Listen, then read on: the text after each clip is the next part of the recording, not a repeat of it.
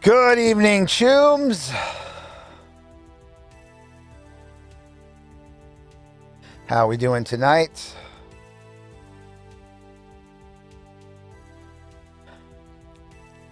Let's go meet our high-tech lowlives in 5, 4, 3, 2, 1.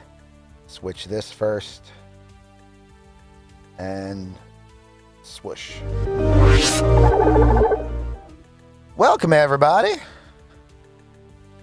Hello, hello. Let's do it. Yeah, All buddy. right. Good evening, everyone. I am your referee for this evening, W. Adam Clark. My fun fact is today is the first day in over a week where the temperature has not hit below 0 Fahrenheit at some point within that calendar day. It did not hit it after midnight last night, and it's not supposed to tonight after the sun goes down either. So we're finally dealing with non-negative numbers, which is, just kind of feels like a heat wave at this point. Dare you say Nice. a positive? Yes. The temperature is a positive. It is a very low positive, but we are finally there. But that's it for me, and I will now turn it over to our lovely, lovely players who will give you a little bit of information on what's going on with them, and then we will get into this thing. I'm bacon. I want to say bacon for a minute. Let me go first, actually. Yeah, Hi, folks. I'm the old bacon eater. I'm old, ate bacon. I play games badly. I'm fighting an upper respiratory infection, which is why I sound like one of Martin's sisters. Twitch, the pill was a Tesla pearl for my illness. Don't panic, please. That was my fun fact. Please go ahead. Yes. Tonight, the part of Bacon will be played by Tom Waits. Pretty much. Sorry. Hi, Morgoth here. My fun fact is I'm actually a huge sumo enthusiast, and when we're done gaming tonight, I'm going to nerd out on sumo all night. Nice. Yeah. Morgoth, are you using the right microphone, or is it coming from a different part of your setup? I will double check. Because you sound a little crunchy, and I'm just making sure you're not using your camera. Nope, mic or something. it should be this one. Okay. Yeah, you're getting a little bit of an echo from somewhere in your room, but that's what happens when you have a nice, big-ass, clean studio like that. Yeah, I should probably put in some, sound dampening shit. Yeah. It'll get there. It's a work in progress. Hello, my name is Jerica. Jenny Outrageous on Twitch and Twitter, and Blue Sky and places. I am playing Neon Jubilee, the rocker girl who just put on the big show. Yeah. My fun fact is that I am currently playing, finally, Final Fantasy VII Rebirth, which is the Final Fantasy VII Part 2 of the remake trilogy that they're working on, and I am in love with it so far. As I've said before on numerous streams, Final Fantasy VII is one of my favorite games of all time and my favorite Final Fantasy. In fact, I'm probably more of a Final Fantasy VII fan than a Final Fantasy fan, outside of maybe 14. But yeah, the way they were reimagining all different characters and and the world and making it just way more of a thing, it's fantastic. You know, the part I've been playing the game for about 13 hours right now, and the part I'm at is basically 10 minutes in the original game. Yeah. So it's great.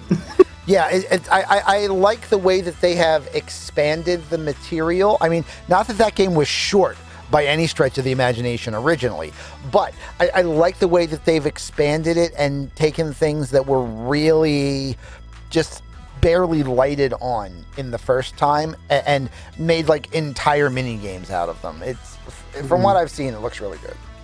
What I like about Rebirth and Remake, both of the games so far, is that they've remade the games not as they were, but as you remember them. Yeah. Which is a very important distinction, and I think that's super cool. I also think from a speaking from a archivist perspective, I think that it's interesting that Final Fantasy was the first title to really get to the reboot stage for gaming. Like, we've had some remakes, we've had remasters, but you can argue that this is effectively the first real reboot of the modern era for games, because it's changing scene sequences and doing stuff that wasn't in the original property. So it's interesting to see that gaming has now evolved to that generation. Morgoth, you played the original, right? The remake, the first part. Only a little bit. I need to actually go back and finish it. Oh, okay. Because there's a caveat to what you just said, Deuce, but it's a spoiler. Well, you can spoil shit for me. I don't care. Yeah, I don't care either. Feel free. Oh. Anybody that doesn't want to know the spoiler, jump ahead 60 seconds. Go. The remake series is also a sequel. Oh, nice. There's a time warpness to it. It's a circular sequel thing. Cool. So, cool. Very great. cool. Okay, we're good. Nothing was ruined for me. Hello. I am Sunny, Sunburst Wolf Dog on Blue Sky and Red Note, and I am playing Thorne, the solo, who might be splitting open more faces today, from what I can tell, given the Cyberpsycho card and whatnot. My fun fact is, here's the thing. The funniest thing happened yesterday. So last session, New Year's Day, Thorne decided to try and make some breakfast food for their beautiful partner. And while the food ended up actually coming out okay, they ended up setting off the fire alarm and setting on fire their wall. I didn't quite set fire to my wall.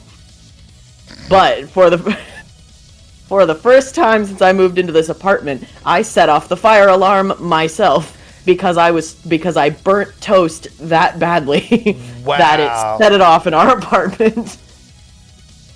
It was a situation, I was making breakfast sandwiches, and I do a thing with breakfast sandwiches where I just use like the same pan, and then I toast some buttered bread on it, and then I cook sausages on it, and then I cook eggs in the sausage stuff, and then I put it all on a sandwich with some stuff. The thing is that like the butter that I was using was not room temp, so I couldn't spread it on the toast first and then put it down. So I had this galaxy brain idea of just putting the butter down first and putting the bread on top of it. But I forgot conveniently that the amount of heat you need to toast and the amount of heat you need to melt butter are very different. So the second I slapped it down, it immediately started going brown, and I was like, uh-oh. And so I panicked and put the toast on really quickly. And it started like bellowing a bunch of smoke and steam, and I was like, oh god, this is really not good. And then the fire alarm got set off. Yay! And I had to tell all of my roommates not to scoop up the cat and run out the door because it was not the building, it was just me. For once. So did that trigger the entire building or just the apartment? No, just our apartment, which is nice, and also after we opened the windows and turned fans on, it stopped. So that's good to know. Also, the sprinklers didn't get set off because there are sprinklers in here, and that scares me so badly. That also confirms that someone is pulling the fire alarm in the hallways, because that's the only way to set off the whole building. If our fire alarm goes off, it only goes off in our room, and doesn't go off in anything else, then someone's actively pulling these things, or the fire alarm's going off for so long that then it triggers it, maybe. The fire, a building, if codes are different state to state, so I can only tell you about the codes in PA, but the building alarm should go off if A, sprinklers go off in any unit in the building, because it takes a lot more to set off sprinklers than it does to set off a smoke detector. B, if a smoke detector that is mounted in the hallway or in the stairwell is triggered. Or C, if somebody pulls the bar. So it could still be somebody trying to smoke in the stairways, or it could be somebody doing it intentionally.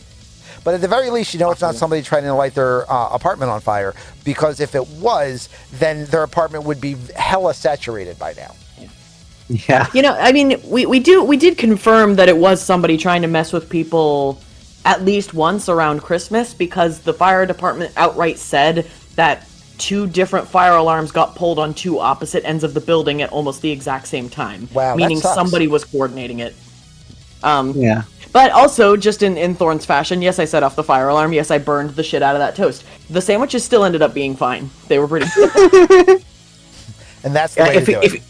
If you go to the end of my stream last night, the fire alarm does go off, and I thought that was the whole building. So I was like, "All right, well, I guess we're ending for tonight. Thanks, everyone." It was just me. At the sound of the fire alarm, I guess this is the end of tonight's stream. Bye. Nice.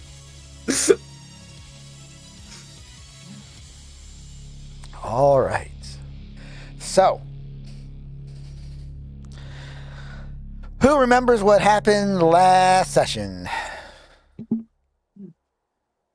Grouch almost died. Yep. Grouch got hired first. Then he almost died. Work will Because kill he you. is a stubborn old fart. Also, Neon put on the fucking show of her life at the Grand Illusion, so Legendary concert! yeah, if this doesn't get us more gigs, I don't know what will at this point. Yep. I mean, yeah. Yeah, so the highlights of last session were Thorne almost killing Grouch, and Neon putting on a legendary performance, a DV40 performance show. So, and also Morgoth meeting a runner that apparently is using the identity of the Oracle, that managed to drop him a message without him being able to either A, know the message was dropped, or B, track it back. Mm-hmm. But in any event... And also, technically, it was Morgoth's role that even revealed why Grouch's heart is like that, because they're the one that made the correct medical roll and exposed it. Yep. Because they know So you're uncovering lots of plot points. Hell yeah, nice one. This is a smash cut, but trigger warnings for this show. Number 1, don't drink every time every time that bacon corpses. That is the bacon drinking game, and you will die. Second, this is a show of desperate people in desperate situations acting desperately. So if you are offended by language or violence or hate crimes or violence against people who do hate crimes, or sexual situations, or forced sexual situations, or violence resulting from sexual situations, or really any combination of the words hate, violence, and sexual, in any combination therein, please do not watch. Catch our other shows. Thank you. We love your face. Come back around for the shows that you want to watch. If this show makes you uncomfortable, please do not watch. We understand. If you feel a need to watch this show, please continue watching and hope for the best. If you feel a need to watch but it makes you uncomfortable, please continue watching until you feel that you no longer can watch because it has made you too uncomfortable, because maybe this is something you need to see and or hear. And in any event, we now return to our mugging already in progress. All right, so as the gig is ending... y'all had your fun. My turn now. I'm gonna kill some people. As the gig is ending, the crowd are all on their feet. Everyone is going absolutely crazy at the end of the encore. And the band comes backstage. And the individual that you had been speaking to before...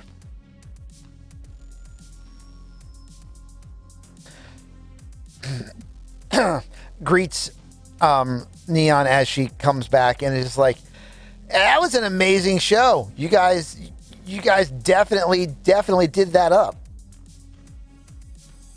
Thanks. I felt really good. Hey, let me help you start packing up your stuff into the bandwagon, and yeah, maybe then we'll talk. Yeah. I forget. Did anyone introduce me to this guy? I don't know who this guy is. You heard his name is Jack, and that was it. I just kind of, I'm like smiling. I'm just like, wait. Oh, right. Who are you again? Jack? Yeah. Sorry, I'm a lot going on. Do we know you? Not yet. I'm hoping we can fix that though. And he just picks up an amp and starts walking it out to the back. I just kind of look at Thorne. Like, I'm coming backstage. Since we're backstage, I kind of wrap my arm around your waist and I go in to like kiss the side of your head, and then I kind of lean in and I'm like, I talked to him and he seems fine. okay, I guess keep an eye on him. I am. Don't you worry about that. All right, and Grouch has pulled the Hummer around to the back entrance of the club, and everyone has started to pile the gear in. And it is about that time that you hear the sounds of two vehicles pulling up fast and blocking the alleyway out towards the street.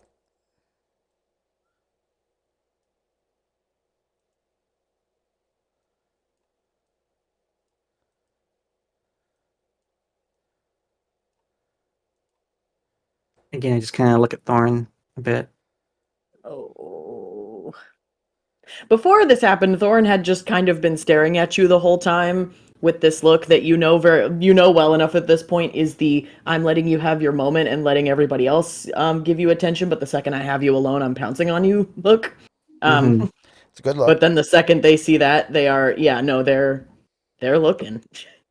I'm assuming just based on the cars, we know this is the the Red Guard, or what they're called. Yeah, the Red Chrome Legion. Yep. Yeah. Yeah, you know that this is them. Also, for clarity, the guy that was in charge of the unit that you saw on patrol is not here. The heavy that Thorne ripped the face off of is not here. There is no one in this group that you specifically can identify as having been with the other group, and the guys in charge and the heavies you specifically know weren't with the other group. This could be connected. This could be completely unconnected. It could be anywhere in between.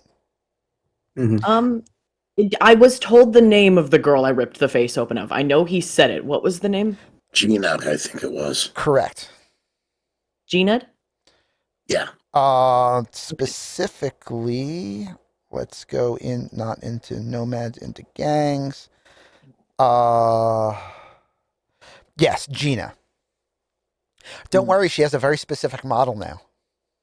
Mm-hmm. Her model has changed ever so slightly. So, two full vehicles pull up as you all as you're all outside starting to get the truck loaded, or the Humvee loaded. I do. As soon as I see them, I lean over to X1 and I say, X1? Yeah. Mammoth? Now. On it. All right, so you head back in. Oh yeah, is Mammoth here? That's what I mean. Get him. He's inside. Oh. He's in the building. He's inside at the door, but he is definitely still in the. Okay. He is nearby. He is not out back. Close enough to be involved. Not close enough to be involved right now.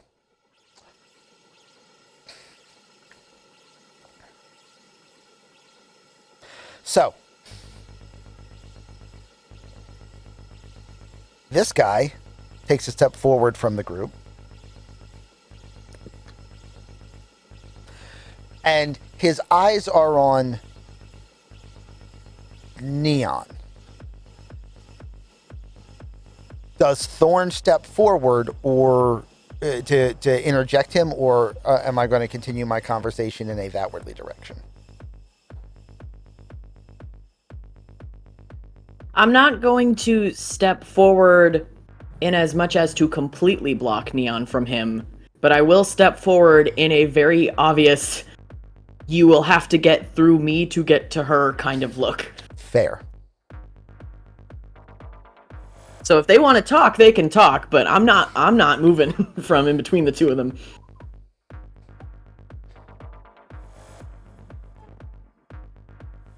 So, you Jubilee? Depends on who's asking. I just kind of smile at them like I'm... I just... You need an autograph? Not as much. It's more... This place has a tradition of maintaining a certain quality of performance, and I just don't think you fit the bill. The fact that you just did a legendary performance is an ironic thing for him to be saying this immediately after. However, idiot's going to do what idiot's going to do. I think I was pretty good out there. People were pretty all over me, and the band and the music and the vibes were super good, were super chill and awesome, and I don't know, I thought I did pretty good. Here's a question. Uh-huh. How far away are these guys from home? How far away are they from their territory? They are not in their territory. That is for damn sure. They are probably about 8 blocks away from Chrome Legion territory. Ironically, the territory that you're currently in belongs to the personalities. But yeah, they are definitely not on home turf. And then, yeah, saying that with that, like, Neon goes, besides, what do you care about this place? This isn't your turf. Personalities around here, I don't think they would like it very much if they knew that that bunch of red chromers are out here making fun of their talent. Well, then I guess we'll just have to be quick about it then, won't we?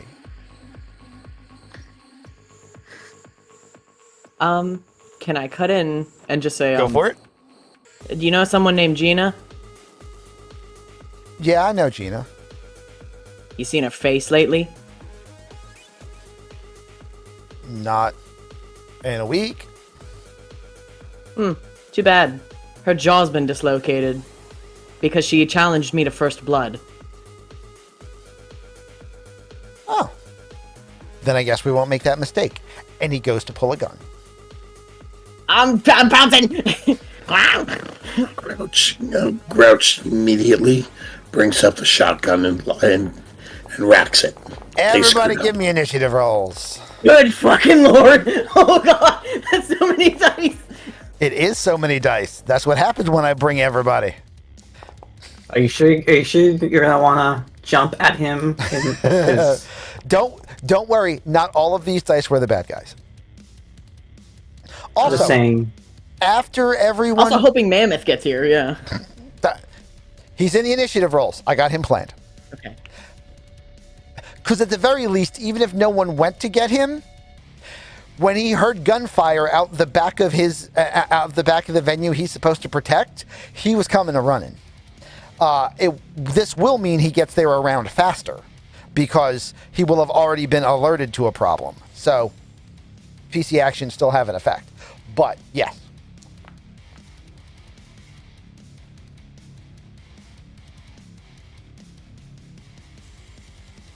Where's my baby? Boop. Fast as fuck, boy. Where am I in the initiative? Good lord. Oh god, there's so many people. There are so many people. I can't see myself in the initiative. Where did I go? There I am. You're below Mammoth. You're showing at a 14. Hmm. What did you Is roll that for it? initiative? Does that include their... Do they get initiative bonus based on their solo thingy? I forgot the solo Right, thingy. yeah. 6 more points for combat sense makes that a 20. So let me adjust your Yes. position Yay. in the startup there. There we go. So you are now 3rd in the list, which is not bad. The only thing that beat you was 2 people that rolled a 10 followed by something else. That's the only way that they got to score that high. Also, no stare down.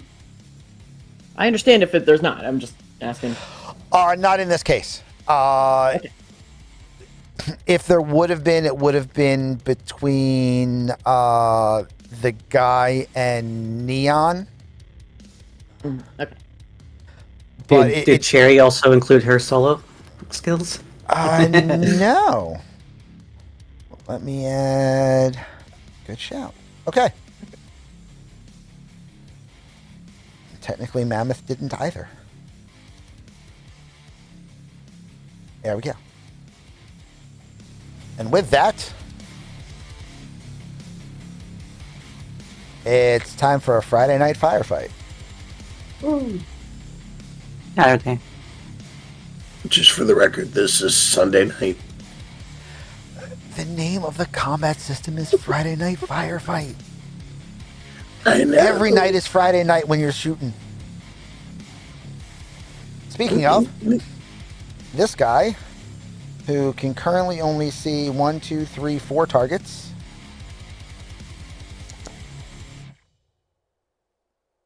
is going to shoot at Cherry.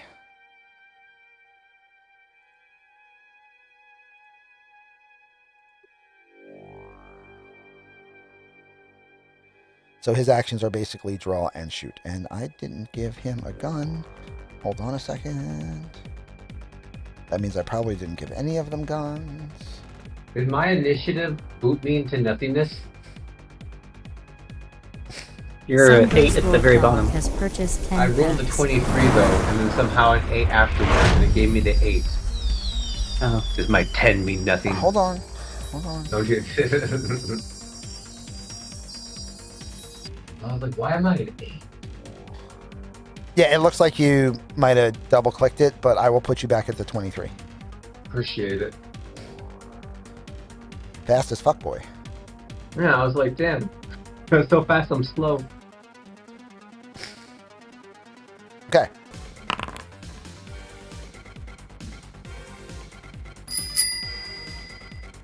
Sunburst-Wolf dog klar är discard. Först går i attack.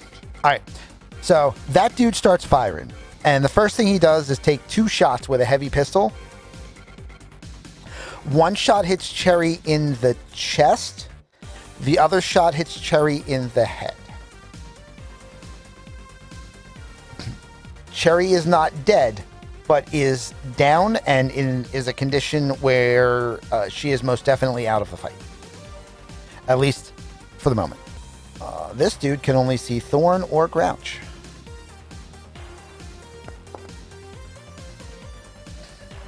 And fires at Thorne.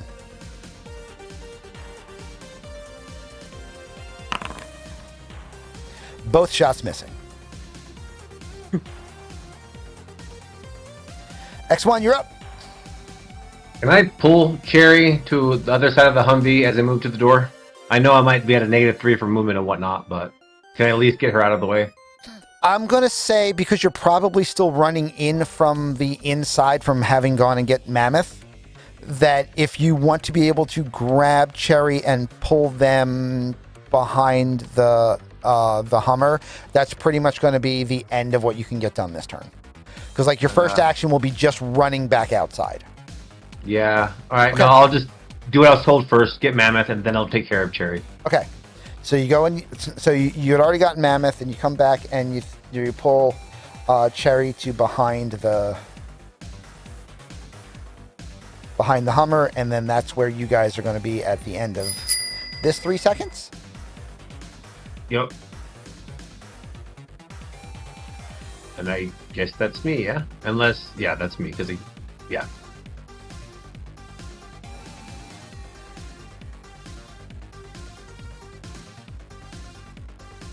Okay. And Thorne, you're up. So, question about the movement speed thing. Yes. If I decide one of the actions I want to do is move this turn, can I move, attack, and then move if I still have certain movement, or would the second movement have to be on another turn? You can move and attack, but the attacking cancels your first movement. If you have any if you have any movement left, there are certain situations under which a GM will let you do a third action, and this is going to be one of those, where I'll let you finish out your movement beyond that. Okay. But just consider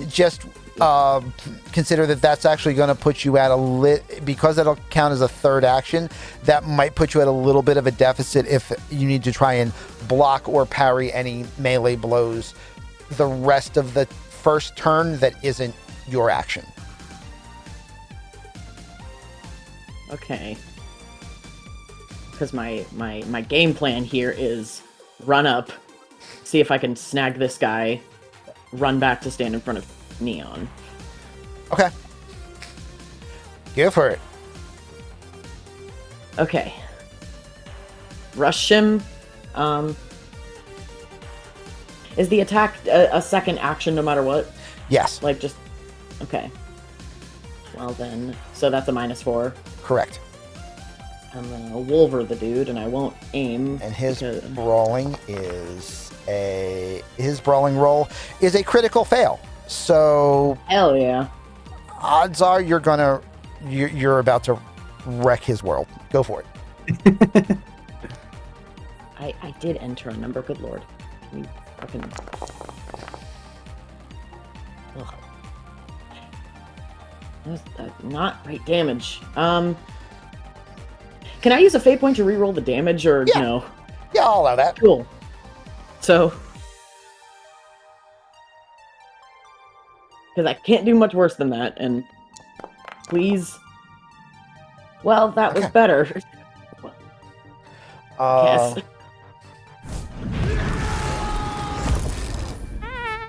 Morgårds Cyberpunk en discard, RCLSG3. Nice.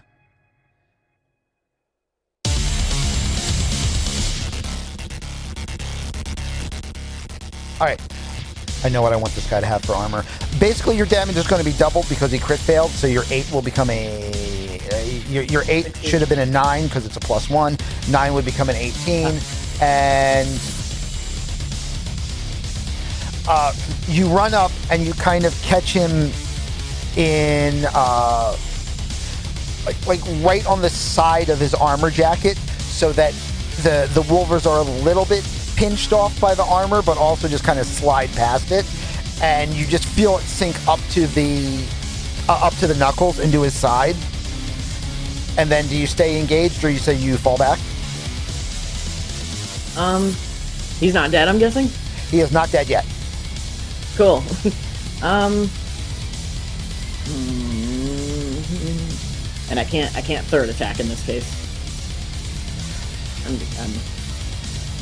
Or can I? Or no? Not really. If you want to pull him back to use as a body shield, you can. If you want to just run back to body shield for Neon, you can. Body shield, can I?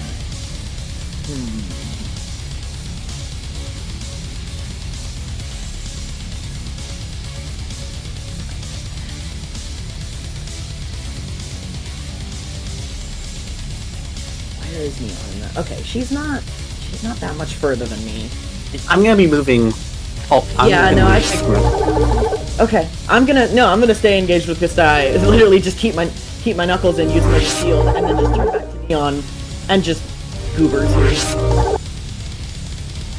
Right. Please ignore all the weird screening that just went on. I was typing on the wrong keyboard.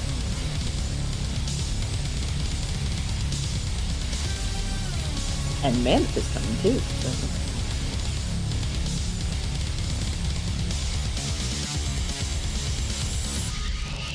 right. So, what's Thorne doing? I'm using him as a shield. I'm just Okay, just staying pat. Yeah. Can I pull him anywhere or no? Or do I just have to stay here if I'm using him as a shield? Stop rolling initiative. Sorry, I'm trying to find my gun. How do I put my gun in my inventory? I should just ask you. Which gun do you have? That's a great question. I can't find it anywhere. I don't know. I'm at your mercy, good Sir DM. It was whatever the scabs had. Right. So I'm assuming it's one of the shitty ones. No, we sold most of the crap. It was one of the better of the shitty ones. You can ignore me. I mean, I keep on interrupting shit. No, you're fine. You're fine. You're fine. I am going to.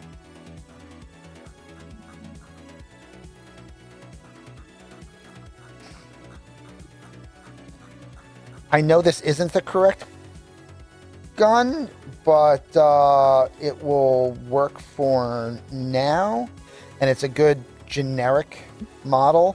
I'll give you a Beretta M95. Oh, awesome! Thank you. There it is.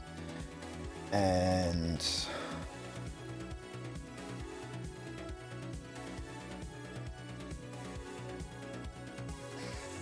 oh, and armor.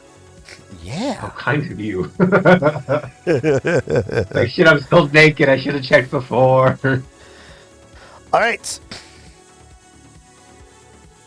But to the question, can I pull him anywhere, or do I just if I'm engaged with him right here, do I have to just stay right here? You can attempt to pull him 2 squares if you want to try to pull him. If you want to stay engaged here, you can stay engaged here. Attempt to pull. Where would I? I mean, I could go right. I could attempt to go right there, and then I'm like against a wall, and also it'll draw the fire over here, so that if there's any spray, they probably won't go up for them. Okay. Give me a brawling or martial arts wrestling check. Okay. You better use that brawling. Hell yeah! Yoink! Very much yoinked. So My heart attack was not in vain. you pin the Wolvers in him. You also grab him by the shoulder and kind of like fall back towards the wall so that you guys are not in the line of fire for the firefight that you know is about to occur. To which the other sergeant steps up and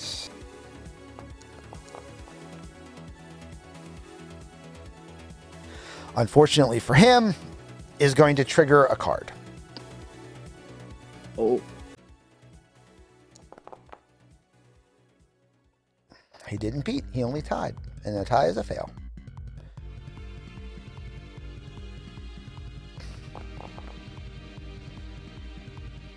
Alright, so he steps forward. And as he steps forward, he brings up his the light assault rifle he's got, puts it up to his eye, looks Neon dead in the face, and says, "Say goodnight, bitch." And then you see his head explodes. Oh no! Was he holding the gun the right way?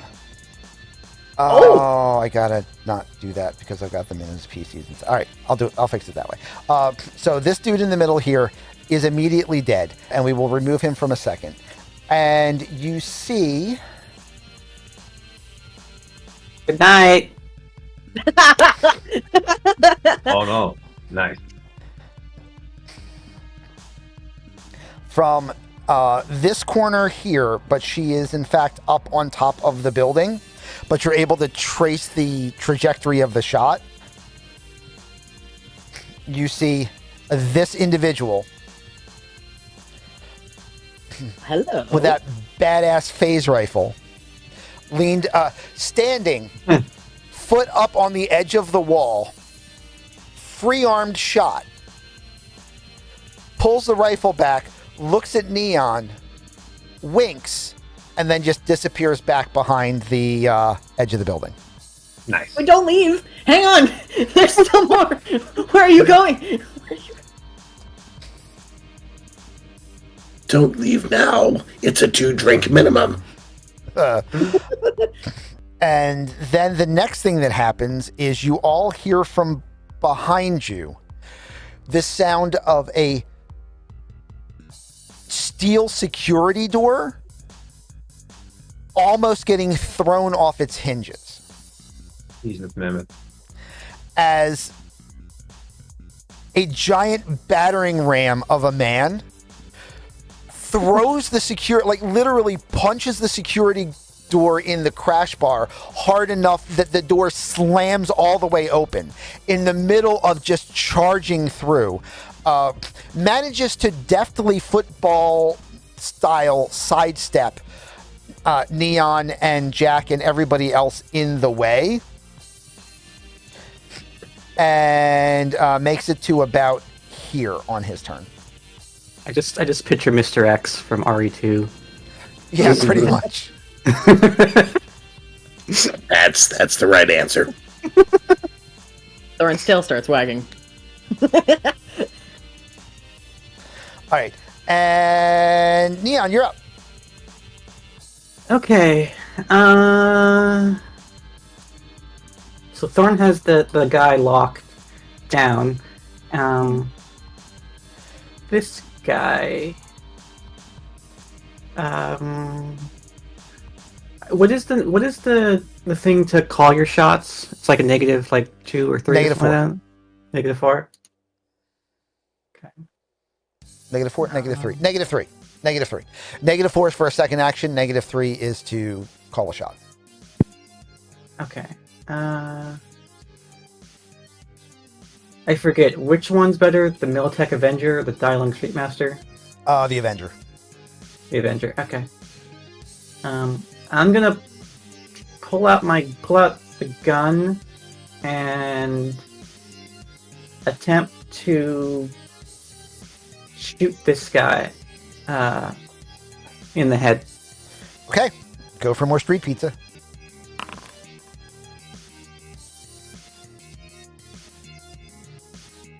All right, you need to do a cold shot, so that will go to the head.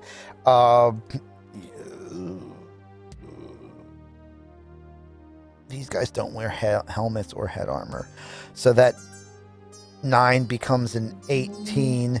That 18 gets lowered by 2 for his body type, which makes 16, which means his brains splatter over the wall. And they all die. And they all die. So Neon just kind of have to fix it later.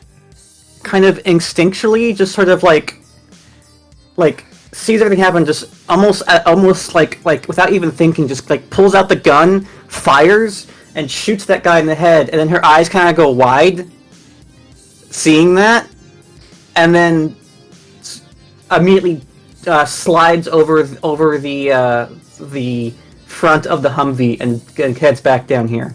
Cool. Also, my baby killed a man. I'm so proud of you. You just kind of hear just going, oh fuck, kind of. Also, I think I am going to adjust something as long as he sees it, and he critically fails, so he doesn't. So I'm not changing anything. That's fine.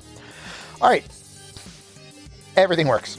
This heavy is going to come up and decide to fuck with Mammoth, which I don't expect will end the way they want it to, but it could happen. They're good at what they do.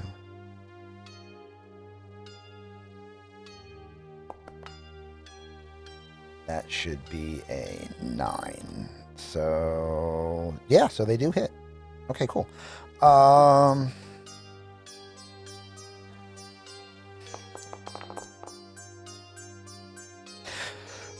So you see this Red Chrome Legion heavy with steeled up gauntlets come up square towards Mammoth and just be like, bam, bam, bam. 3 really hard, like hip rotating shots into the torso.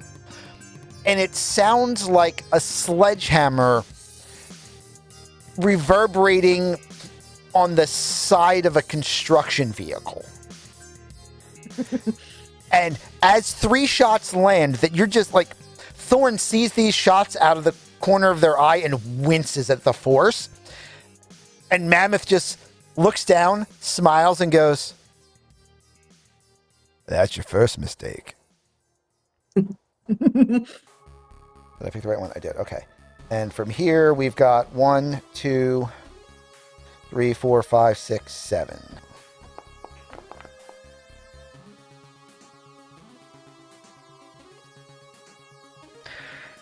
Grouch!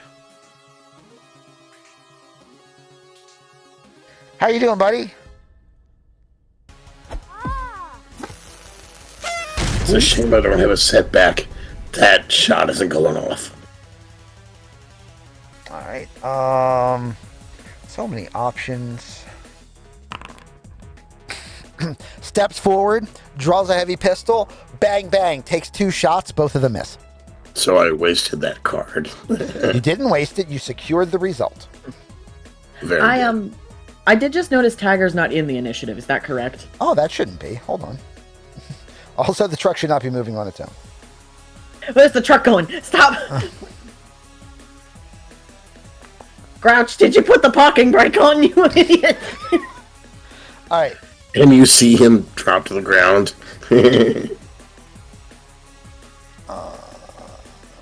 That means I'm going to bet Strider isn't in there either.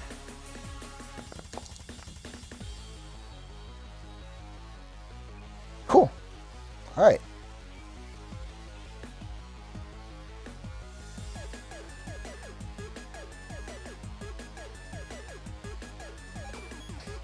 This ganger steps forward.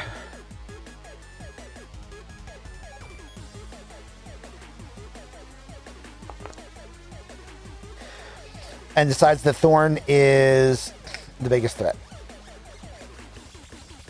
Smart.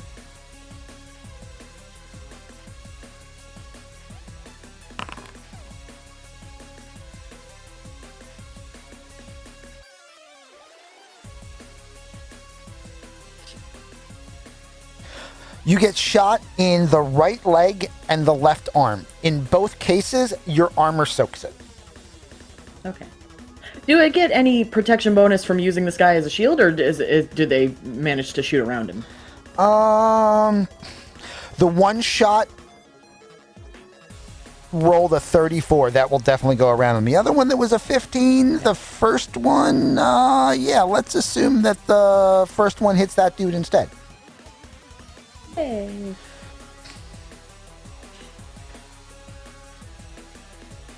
Who's now seriously injured.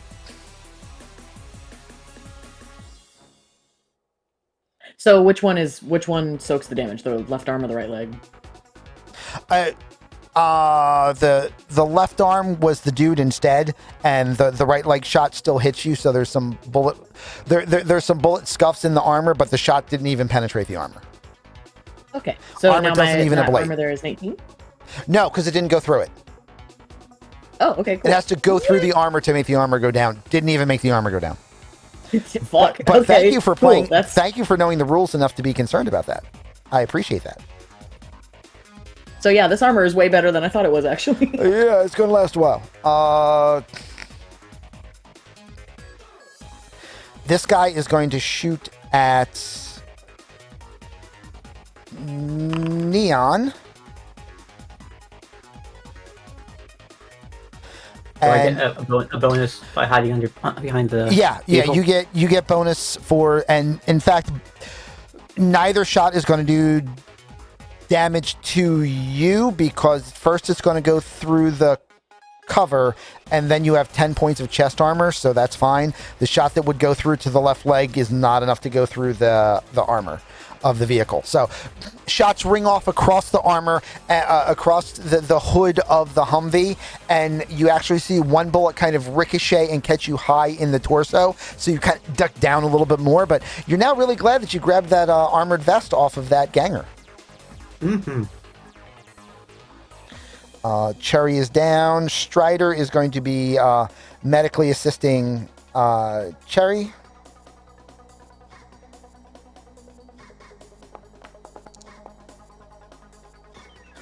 who is stable and thus not dying.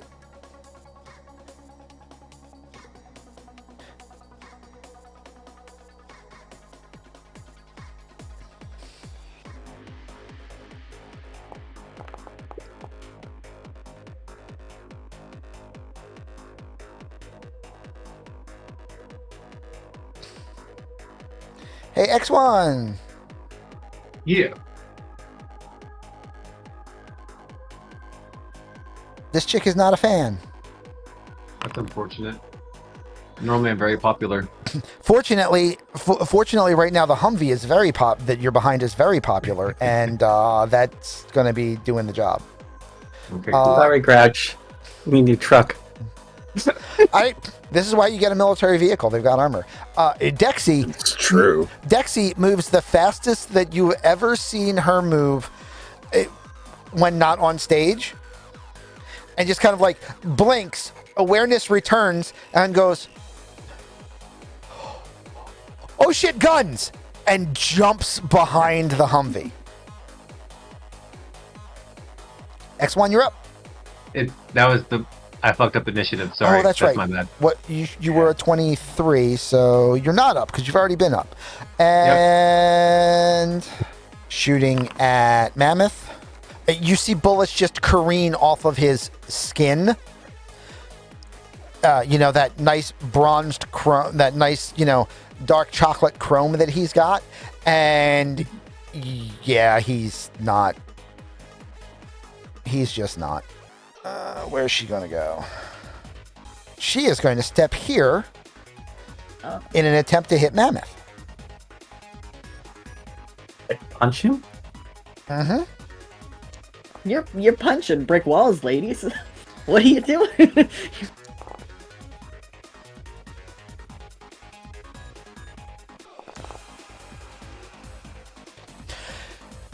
And again, sledgehammers on construction equipment, but you hear the construction equipment give a little bit, and you actually see Mammoth dip a little bit on the side. Like one of them might have actually found purchase. Grouch, you're up. Right. First, we move to there. All right. Then we take aim with a shotgun at the one who most recently swung at our friend the Mammoth. And we're aiming for the head. Okay, go for it. We're being greedy. Okay. What weapon are you using? Shotgun. Roll your shotgun damage, sir. Well, I've got to do the thing first here, right? You really don't, but go ahead. Oh, okay then. Let's see what's going to let me do this. Yeah, just roll it. With that headshot, you're not going to miss the head, so. It's still not letting me do that. There you go. Not a lot of damage. But it's all to the head, which means it all doubles. Oh, yes. Now, they do have some...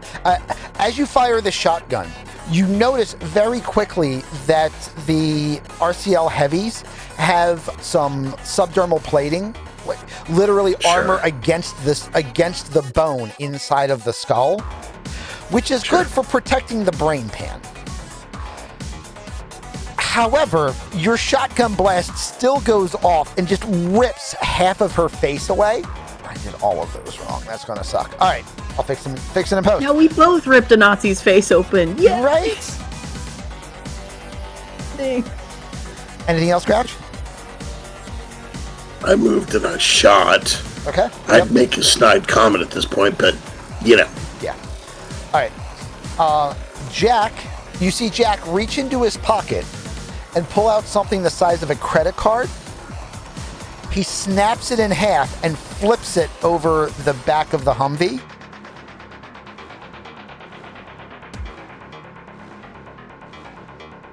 Steps to the corner, kind of using the corner as cover, and fires a Militech Avenger at that dude.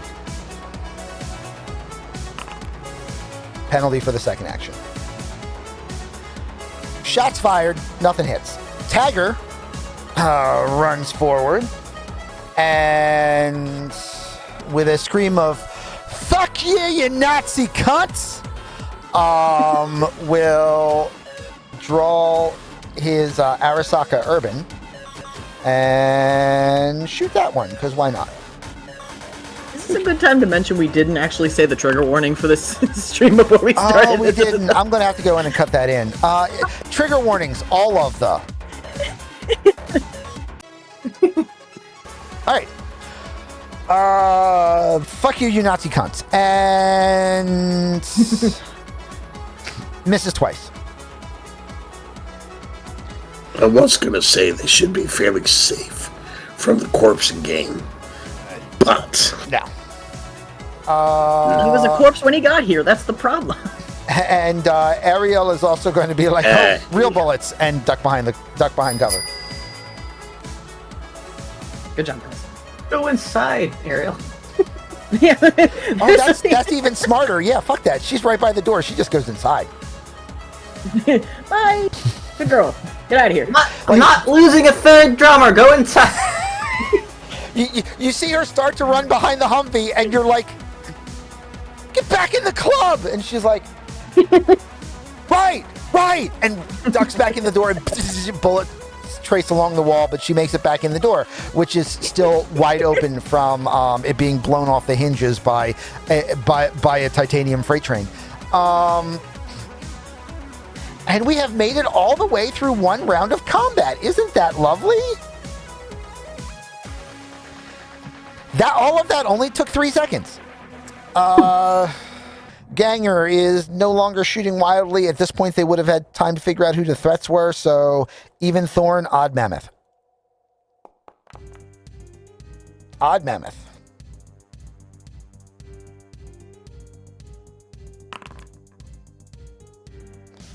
Keep wasting your bullets. I'm not gonna give you tips. All right, next one. Even Thorne, Odd Mammoth. Even Thorne.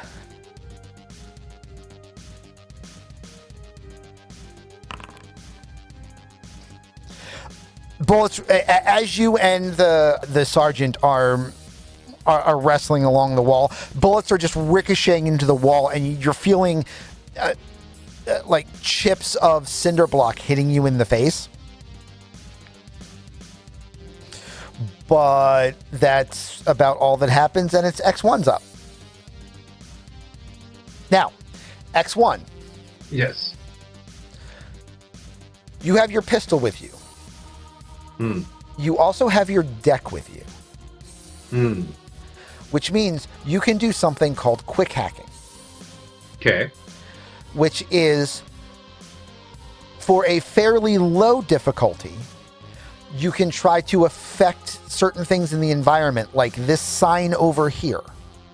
Got it. That you could short circuit to try to distract a couple of the goons. Okay.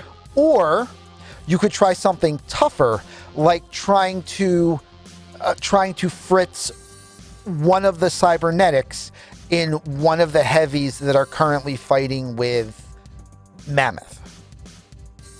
But they're generally pretty well shielded, so that would be a harder roll for you to pull off. Nah, I got you. I'm gonna do actually. Shoot. Yeah. The neon signs on the corner of the map. I'm gonna hit that. Okay. I've trained with Mammoth before, and I know what happens when you interrupt one of his fights. He'll kick your ass harder than the guy he's beating up now. Fair enough. I learned not to interrupt. Yeah. All right. Give me a. Taking his deck out. Wait, what? He's pulling his deck out. Yeah. Right. Don't pull out your deck in the middle of combat. Sorry, got excited. don't make me laugh. It hurts when I laugh.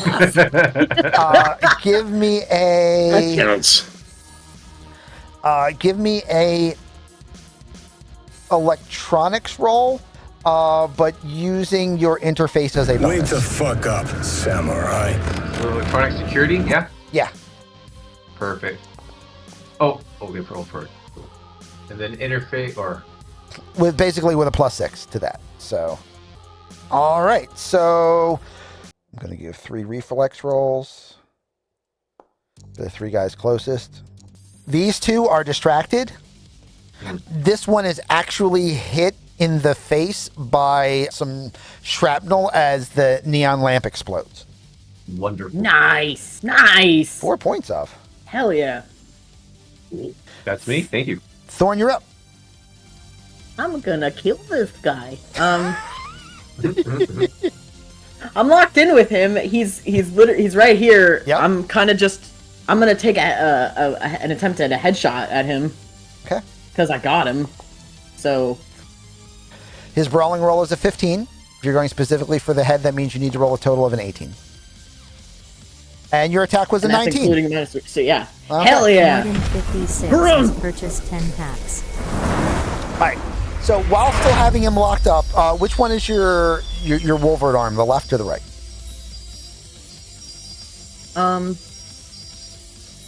Probably right. Well, one is buried in his armpit and one's going in his head. Yeah. So, I mean, especially if I'm just grabbing the dude, I imagine Thorne grabbed him with the left, and then to use the good arm, punched him in the face with the right. You still got him locked up with the left, and then you just take the right, which is buried in his ribs, and just pull it out, and just kind of like right cross, but a couple inches further in.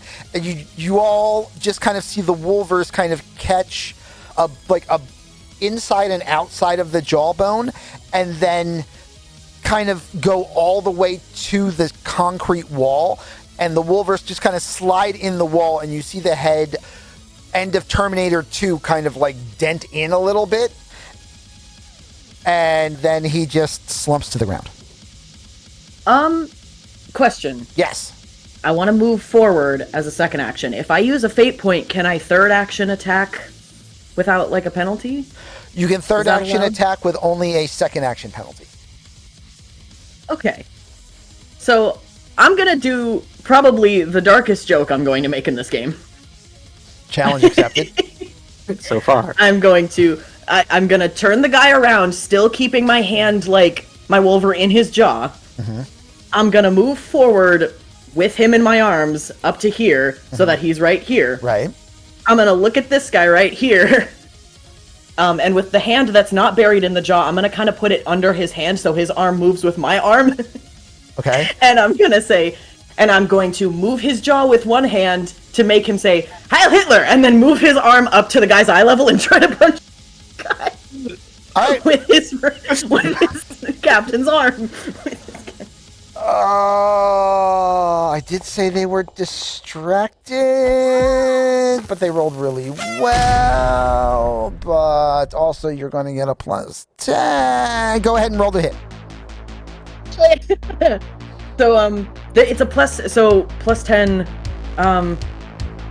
This is going to be penalty, second attack, and cold shot to the head, because it's at eye level. So that would be a -7, but then it's a plus 10, so that's plus 3? Yes, and then also plus your combat awareness. Okay. I think it adds it automatically, but if it Hopefully. doesn't, then we can add it after the fact. Ooh, that's a good roll. Okay. Well, that was a called shot, so good thing the location didn't. That's 28. Yeah, that's okay. That location would have been the head anyway. So yeah, so you take the you take the armored gauntlet of the red chrome sergeant, and you just kind of like shot put it through the face of the other one, and you just see a sudden burst of red, ironically, as their nose just shatters. And I'm not going to give you the Wolver's damage, but Oh. Okay. Because you're They were popped out. I was just but you're hitting. his hand was just on my hand. Okay. To like move it. That was just for the flavor of it, just to do something really stupid. And anything else? Or are you good? If this guy's dead, can I still hold him as a human shield, or is he pretty much is he jelly at this point and won't help me? I mean, he might help a little bit, but probably not for very long. Okay, I'll keep holding him, because fuck it, why not? Alright. Oof. I don't like that. That's mammoth. Oh, never mind. I do like that. Well, no, Pin his ass. that was Mammoth's target to hit. So she manages to get out of the way of his attack. So they're still caught in the middle. But Neon, you're up. Okay. Yeah, Neon just saw me do that. Neon's panicking. Neon is going to see which one's distracted. This guy. This one is distracted.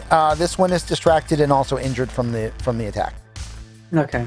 Well, this one that was just injured. Okay. I'm gonna shoot at him. Okay. And misses. Okay. Well, the good news is you're still behind cover. So. Mm-hmm. I'm gonna try and shoot one more time. Okay, go for it. Okay. Both of those will hit. Both of those hit the torso, which reasonably should have a little bit of armor. And both of the shots go into the armored plated jacket that they're wearing. Okay. Wait. And I'll hide. Yeah, because they both hit the torso. Got it. Okay. Hide behind cover. Cool.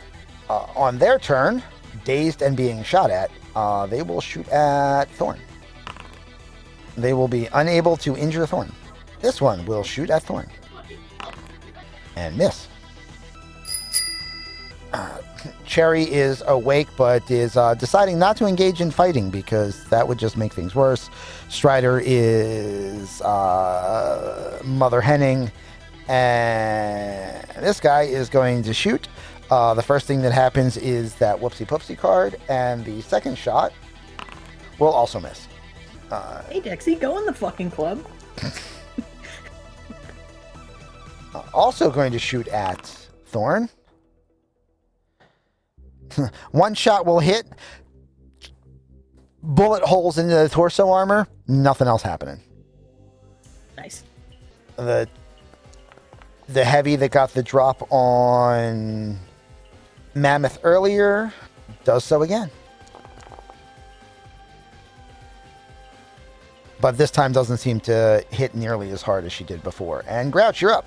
That's the one I took half the face off, isn't it? Yeah. I should have had her move and punch at you instead. Oh well. Well, you get to survive for one round because I made a mistake. Yep. We will not. No, we will. We will shoot at the head again with the military.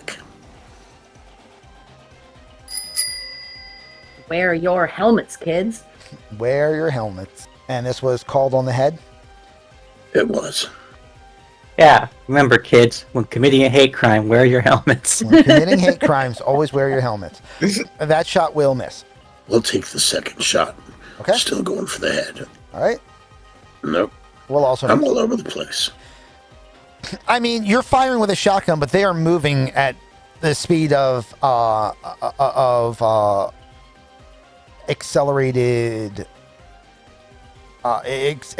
reflexes. So she's kind of ducking and weaving, and you're also trying not to hit Mammoth because that would suck. Also, if everybody can roll me a D10 real quick, that would be great.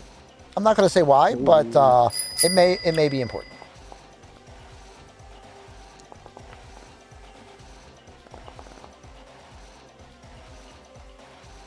I mean, he threw that credit card. I'm assuming I know what's happening. Yeah. Cool. All right. Shiny.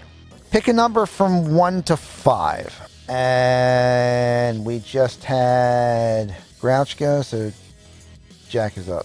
Shiny, pick a number from 1 to 5. Jack is going to shoot at over here. Shooting from cover. Not hitting anything. 4. Cool.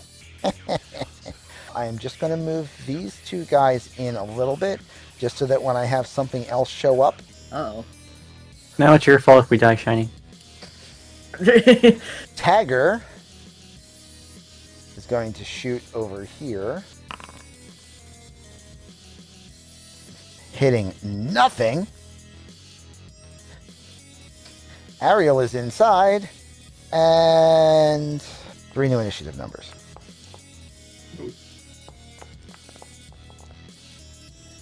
And as we step up into round 3, entering our 7th to 9th seconds of the combat, the sound of of shooting has brought more to the fray. And we will see them in just a second.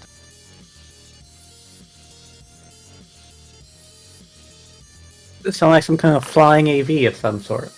Shoots at Thorne and misses. Shoots at Thorne and misses. And this would be so much more dangerous if these guys could fucking hit anything. And coming around the corner, you see a big black limousine. Ooh. And out of the limousine, strapped, David Bowie, Arnold Schwarzenegger, and Elvis Presley. Hey! Yay, the personalities here.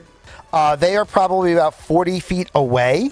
You see the David Bowie character pulls up an orb, pushes a button on it, rolls their wrist and throws. And... Earth grenades. And grenade. Oh, that's an incredibly accurate throw. Mm.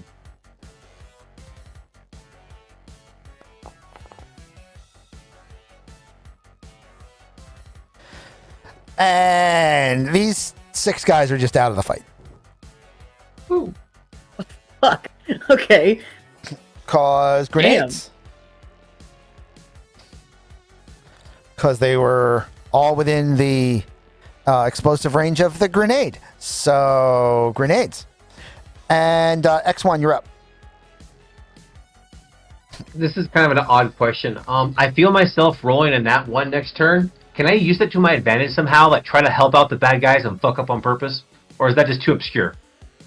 You can try, but if you accidentally roll well, then you helped the bad guys. But how would you be trying to do such a thing? Is really the question. Remote hack and like give them like a boost to their system. Okay. But through the remote hack. Okay, sweet. So just electronics or electronic security? Electronic security and with your interface. Okay. Anybody got a crit fail card? No. Well, Good. Well, you kind of want it to go through and then you want the effect to be fucked up. Yes. So whose cybernetics were you attempting to boost? The ganger in front of Grouch, catty corner to Mammoth. Okay. Yeah. All right. You've gotten in, so you basically you have hacked into the shielded neural processor that they have. You are aware that they have a reflex booster. You are aware that they have a power jack in the arm for punching purposes.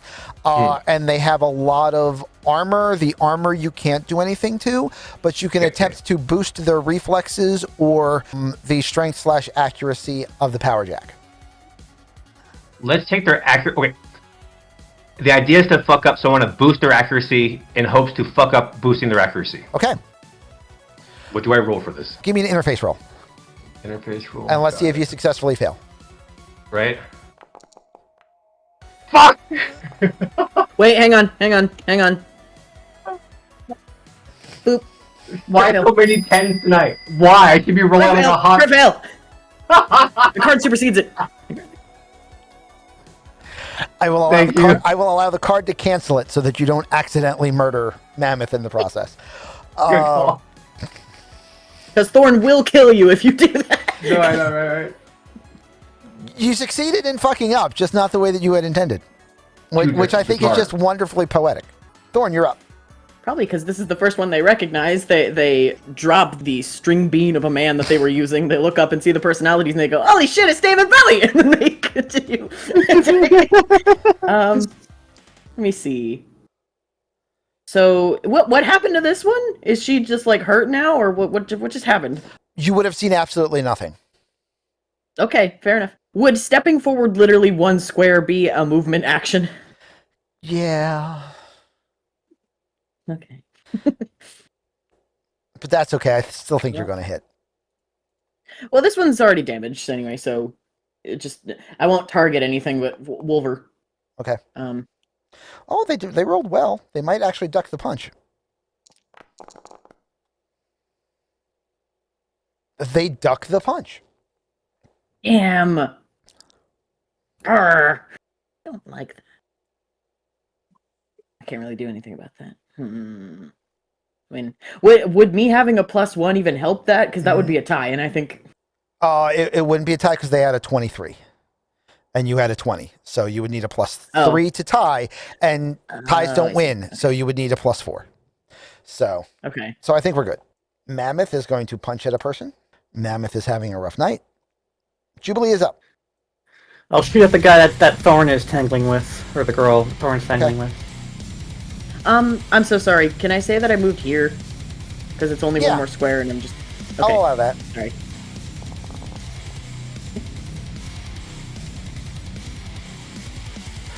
That will hit.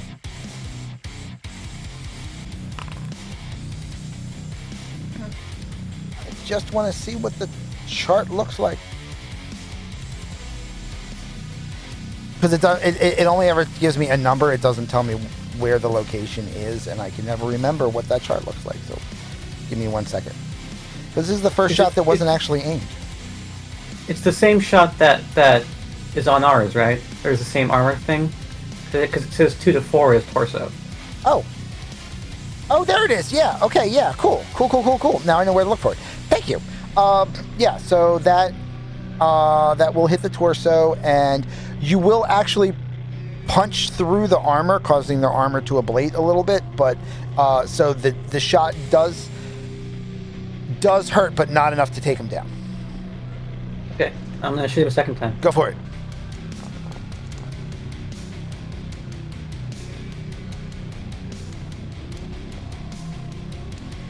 And the second one hits, was it this one you were going for, or? Yeah. Okay. The second shot... Thorne is tangling with. The second shot catches them in the leg, where they have no armor. And pretty much, like, you just see the leg kind of explodes, and they just kind of crumple to the ground. Nice.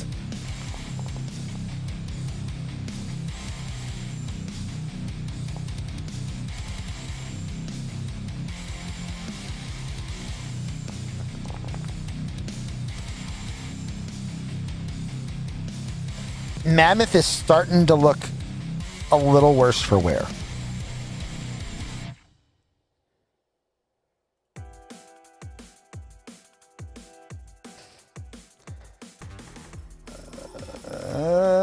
Pistol.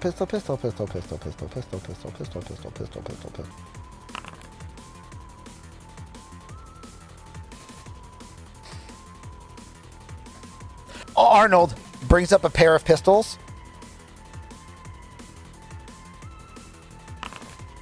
A pair of 45 long slides, and just goes, hasta la vista.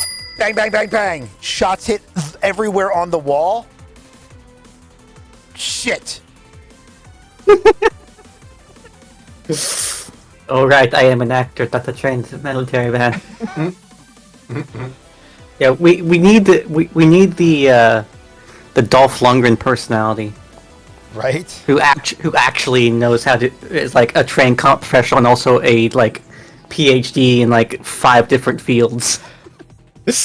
Dolph Lundgren is such an amazingly talented individual. It's just a shame that acting isn't any of those talents. Oh no. Alright, so you see Mammoth literally just cock the arm and turn towards this chick right here. And you literally hear like a revving sound as the arm slides forward.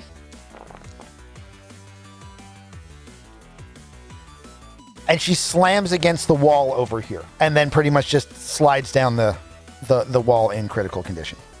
Elvis will run across here.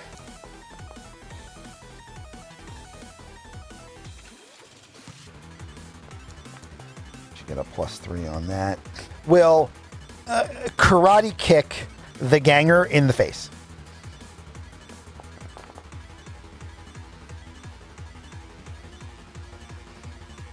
This isn't Hollywood, Arnold. You have to aim. And the ganger gets kicked in the face and just crumples to the ground. I like two So, prone targets. for what it's worth, this one is not prone.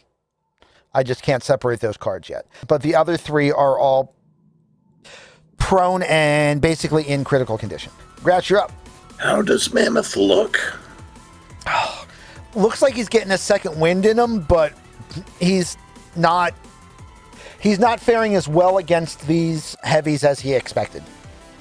Because he expected to have dropped both of them by now, and instead they've gotten a couple good licks in on him. I have not met him before, so I don't know he'll take offense at this. But I have to do something. I've also noticed that my shotgun has not been as effective as I would like. True. Brewfrost has purchased 30 packs.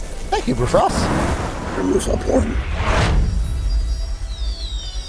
We're going to use a little bit of choy leaf foot on the guy in front Go for it. of Mammoth. And sweep the leg, Johnny! Go for it. At some point, Neon will use her Vox recorder to just kind of try and shout, like, try and keep one alive! Okay. Ooh. You had a 18 to hit. They rolled a 30 to dodge out of the way. I saw. Although, also a million things just got played, so give me a second. Oh shit! I saw. If he doesn't hit, would Kill It With Fire be refunded, or would it go on something else? We can save it for the next time that he hits, whatever week that might be. Okay. The stream equivalent of several people are typing. Yes, yes.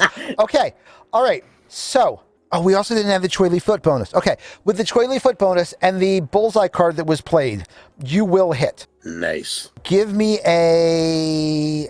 You will hit in the left arm, which is good because that's not as well armored. Give me a. How many ranks do you have in martial arts? In Choy Leaf Foot. 2 ranks in Choy Leaf Foot. Okay. Give me a 2d6 plus 2 plus the double tap that was played, which does the base damage for a successful attack, which in this case would be so give me a 2d6 plus 10. Bang bang. From hole to stain, how badly is this girl about to get fucked up? All right. So you see the 50-year-old man come up, walking up to this woman, and while she's in a guard and kind of like has an arm out in his direction, you see him wrist lock the arm and then standing kick the elbow, and you hear a metal rending sound as the arm bends 140 degrees. Oh, I do that. You did 16 points of damage. Her armor is 20. Armor against melee is halved to 10, so you do 6 points of damage. She was currently over here because the other one was over there, but 6 points of damage means that she is now in critical, and you just did 6 points of damage to the arm all at once. And as I recover from all of this, I look over to Mr. Bowie and Bowie, you remind me of the Babe. Because I had to. You gave me David Bowie. It's going to happen. How could I not? There's a group called The Personalities. How could I not put David Bowie? In fact, I have multiple David Bowies. Each of David Bowie's personas has their own persona. Nice. Let's go. Jack sees the situation as well in hand, and with the way he's been aiming tonight, he's probably more likely to hit an ally than an enemy, so he's not going to shoot. Tagger also is more likely to hit an ally than an enemy, but Tagger's going to shoot. So... get her ass, Tagger. Get one shot in today, Tagger. And just misses, just still... what's the... I'm trying to remember the director, but I can't remember. But the one that just has guys just shooting wildly in all of the gunfight scenes. But that's basically what Tagger's doing. Is he's just out there, he's just like, ah! And just shots going everywhere. I really hope that some point there is a David Bowie who's like a cyber ninja with very, very high fencing skills, so we can have a Bowie knife. Shut up! Shut up! That counts. Jericho, Lose a fate I am point. very, very disappointed. I am Zorg level disappointed in that one. Shame on you. Bowie's just gonna come over here and curb stomp the person on the ground.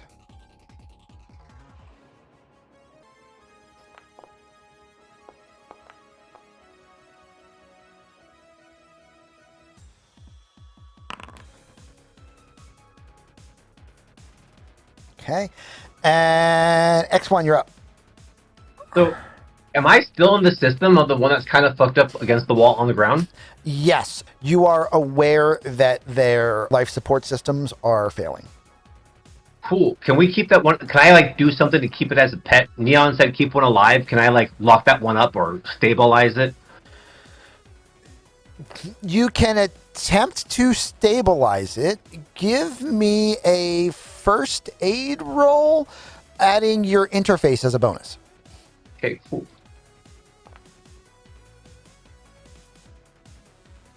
So 17. 17.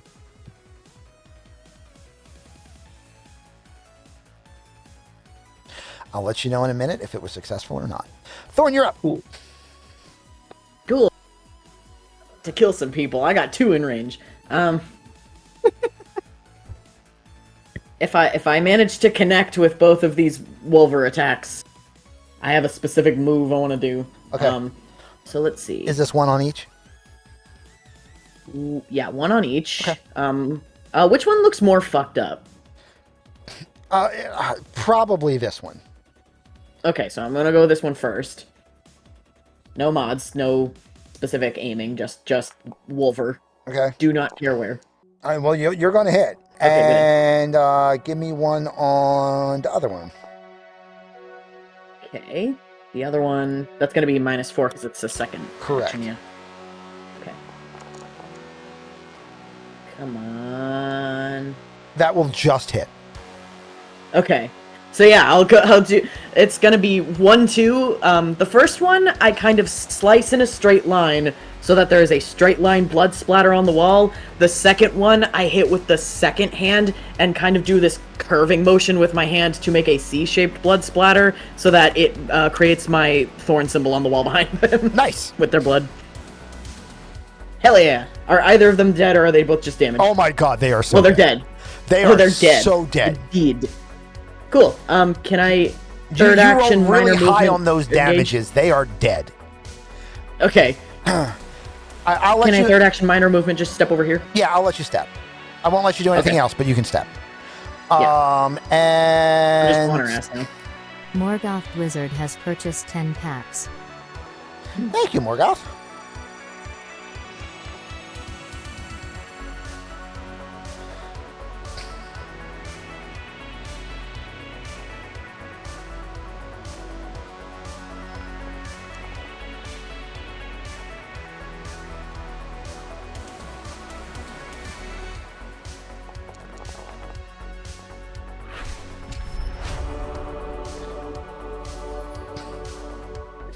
Morgoth got something happy. This one is pushed back here. Like literally, you just see Mammoth just pull back and kind of like lock the arm for a second, and then it rifle shots forward, catching them under the jaw and pushing the jaw up into the cranial pan, and their body just slumps 5 meters away. Neon, you're up. Okay. Again, I forget. How far can I move? With a You 6. can move 18 meters, 18 which is meters. 9 squares. I'm gonna peer out, see what's going on. That everyone's basically dead. I'm going to hop from behind the vehicle Okay.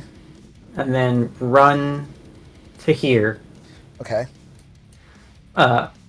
pull out my like as I'm doing that, I sheath the gun, pull out my sword, and then just kind of put the sword like jam it, kind of like not at them, but like over them, as if to like kind of like block them, and then and like to like just as in a way of trying to tell Thorne and everyone else to kind of like stand down, like a like kind of just like stop, kind of thing. Give me a leadership roll. I'm super recording this. Can I make a human perception check to see if I understand what she's even trying to say to me right now? Yes. Yeah, you got it. Okay. And just like breathing heavily, it's like, okay, stop. I gotta kind of like blink out of it for a second because I was literally about to pounce on this girl, and then the sword comes in between me. Yep. Crouch, you're up. Step over here. Okay. Rack the gun. Okay. Point the gun at the head, but do not fire. Okay.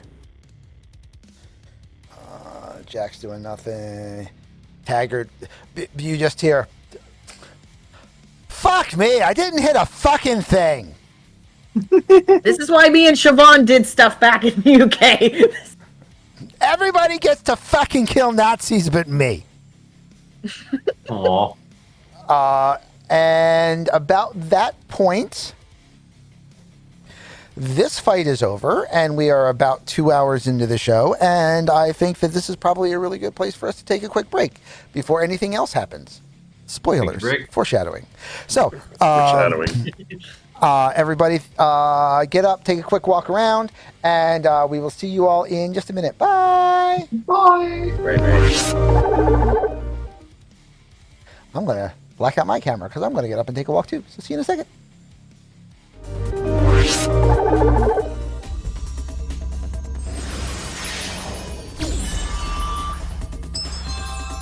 Love that sound.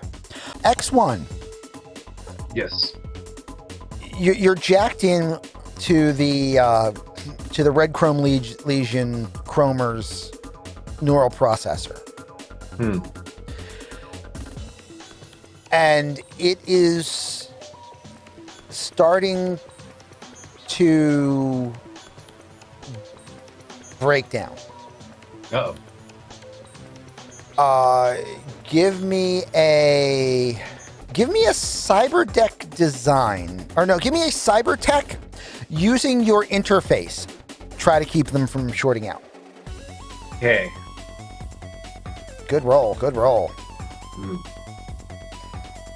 All right. You start like shunting some pathways that you see frying and trying to work things around, and you're pretty sure you just kept them from having an aneurysm.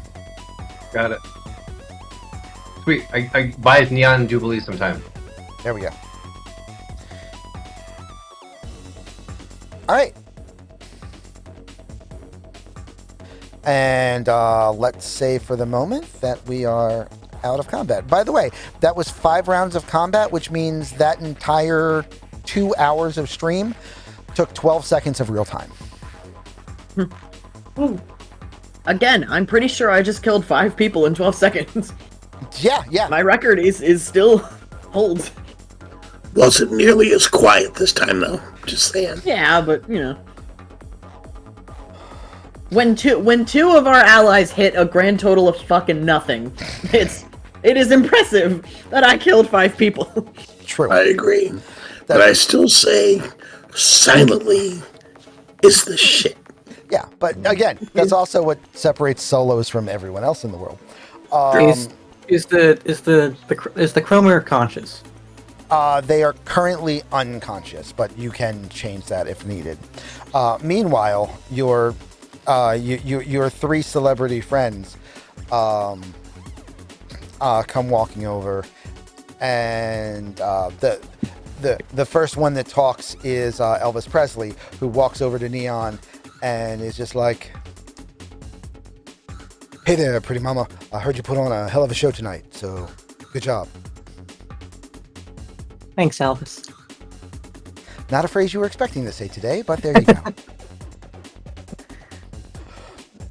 Means a lot coming from you. You know it, pretty mama. I'll take it from here, but I appreciate all of your help. I warned them that causing a fight on your territory would result in some bad things happening, but they just didn't want to listen. No problemo. If you have any more problems with these red chroma idiots, just especially if they're here, make sure you give me a call. Will do.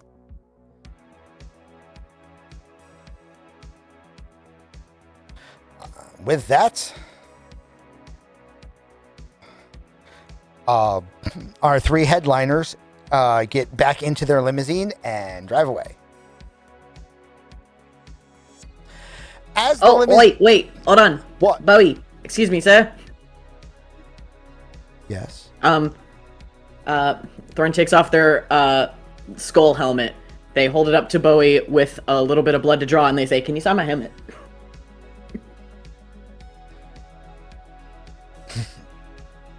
Reaches into the inside of the body tard and pulls out a microfilament pen and etches into the side of the helmet. I'm sorry, what was your name again? Thorne, it's spelled like that, and I point to the blood splatter on the wall.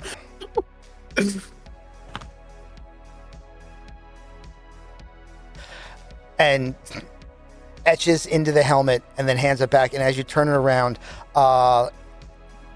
it says to Thorne, glad we met under the best of circumstances.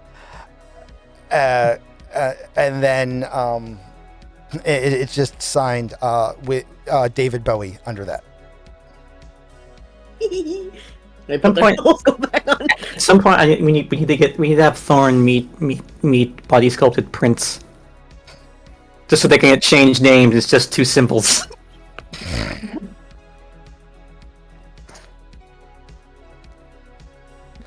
The artist formerly known as something other than the artist. And with that, they disappear. And about that time, you all see a hover vehicle, a gravjet vehicle, kind of like come down and like in the front of the alley and kind of settle down. And before it even hits the ground, you see... Which one is the pilot? Yeah, okay. So you wouldn't see that one drop out yet. But before it even hits the ground, you see 5 figures pitch out of the UAV and land on the ground. An aerial, apparently. What the fuck? Ariel secretly has worked for Max Tax this entire time. because when I pulled them into the building, they wound up next to... Okay, that's what that was. All right. So, yeah. So she brought reinforcements. It's a little too late, though. She brought reinforcements. As they drop down, you hear the individual in the front go... Yeah, we had a call, casualty, Jack Masters, and at which point you see Jack come around the corner and go, my account, not me, behind the truck, and Mammoth kind of puts a hand over and around Neon's shoulder and kind of pulls her to the side a little bit so that everybody makes way as Max Tack kind of combat sprints to the back of the alley. And you see the guys with in heavy armor with assault rifles. They're like, all right, everybody, 20 feet away right now. And X1, what are you doing? Moving. Oops, that's target. Sorry. I moved. Out of the way. And you just hear, you can't really see what's happening, but you can hear that Cherry is getting tended to. Meanwhile, Neon, give me a streetwise roll, because you just heard a name.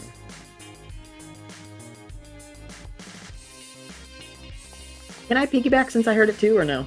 You can, but your difficulty will be higher because you're less likely to know the information. But you can try it. I'm just rolling. Anybody else that wants to try to throw on, I can as well. Rolling is good. It gets you IP. Yep. Piggybacking for free XP. What is it? Streetwise? Yep. This would be streetwise with a concentration in the music industry, which is why Neon would have had a lower difficulty. Nope. Cool. So, Neon. Jack Masters, which is the name that Max Tack just said they were here for, and Jack responded. It's not Max Tack, it's the other one, right? It's Oh yeah, not Max Tack, Trauma Team. Trauma Team, yeah. Yeah. So Jack Masters is the president of Universal Records and the former manager for Samurai.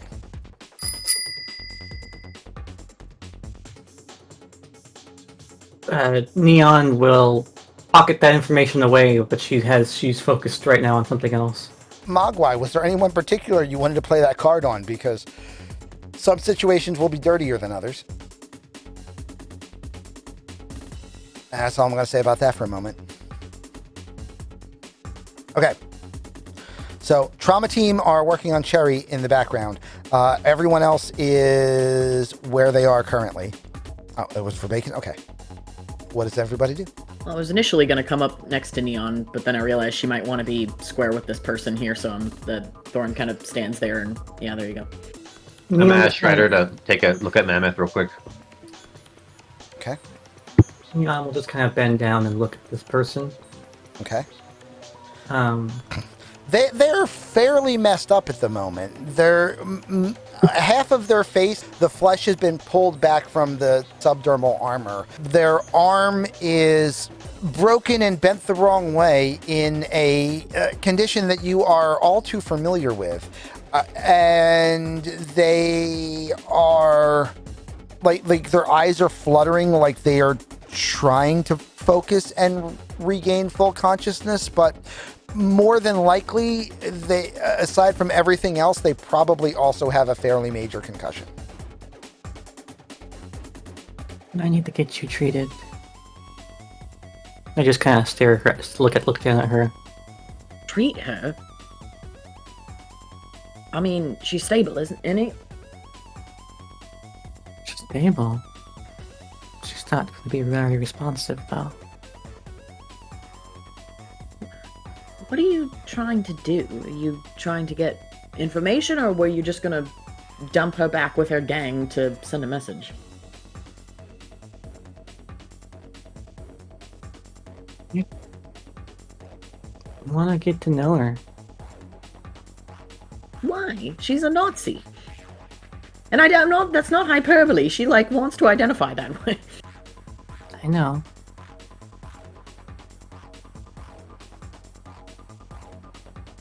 But Nazis aren't born monsters. They were people first. I just want to know what she gets out of this. I want to know who she is.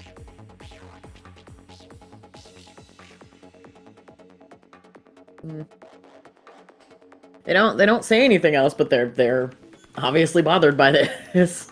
But they're being submissive to the whim. Mm-hmm. All right, everybody, give me a awareness notice check. For sake of my teeny tiny maps.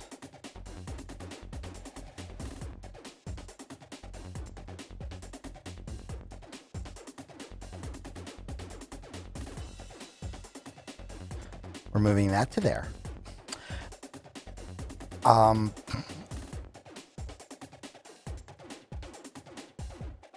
And this one's not my fault. Because this was cards played. So this is not the combat that I was planning. But you see a Cyberpsycho on the street at the end of the alley. And it's standing in the middle of the street with a pair of machine guns just firing wildly in all directions. Do I have the time for this? Are we rolling initiative? Anybody that actually wants to try to engage the Cyberpsycho, yes, please give me an initiative roll. Cool. If you don't want to try to engage the Cyberpsycho, you don't have to roll, but you may wind up getting involved anyway. That initiative roll is without my bonuses there. All right. Somebody's beating the Cyberpsycho to the punch, that's for sure. Okay, that time I know I only clicked the mouse once, so I'm rolling initiative twice for some reason. That is weird. I will try to figure out what's going on with that for you, but I'll let you keep the better of the two. So thank you. Stay with the 13. Hell yeah. All right, Thorne. Psycho with a pair of machine guns. Cool. You're talking to Thorne. You see them go silent in that calculating whether I should say something way. And then almost as if their prey drive activate. You don't even see them necessarily look that much in the direction. You see their ear point that way, and then whoop. Okay. And fucking Wolver time. I'm gonna add that -4 ahead of time. Bow. Ah, that was almost a 10. Damn. Yeah, but your target to beat was a 35. You run up, you punch, just absolutely certain that you're going to drive these right into the middle of this freak's chest. And as you extend the arm, they're simply not there and are suddenly over here. Oh no! Grouch, Remind me how far I can move. 15 meters, which is 7 squares. Cyberpsycho with an improbability drive? Yeah. Okay. Anything else, Grouch? Hopefully shoot him in the head. All right. Oh, would this be apply where the kill it with fire does if Grouch hits? No, because he hit on the other one, and that was okay. They kill it with fire and double tap, and the bullseye made it hit, so the kill it with fire was applied, right? And then also the double tap. Yay! Let's see, Charlie gave me a card. And you specifically said to the head? I don't want the head. All right, 26 plus, so 16 plus the 10 is 26, minus 7 for second action and aimed shot. Makes a 19. Yes. Is that sufficient?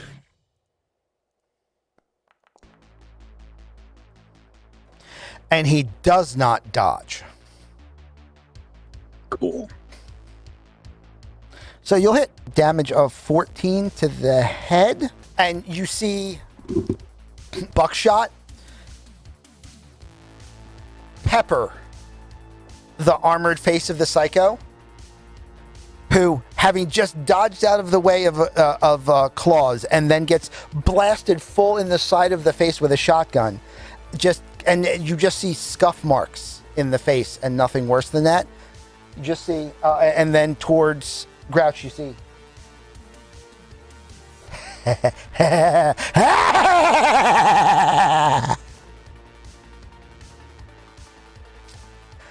Neon. Fuck.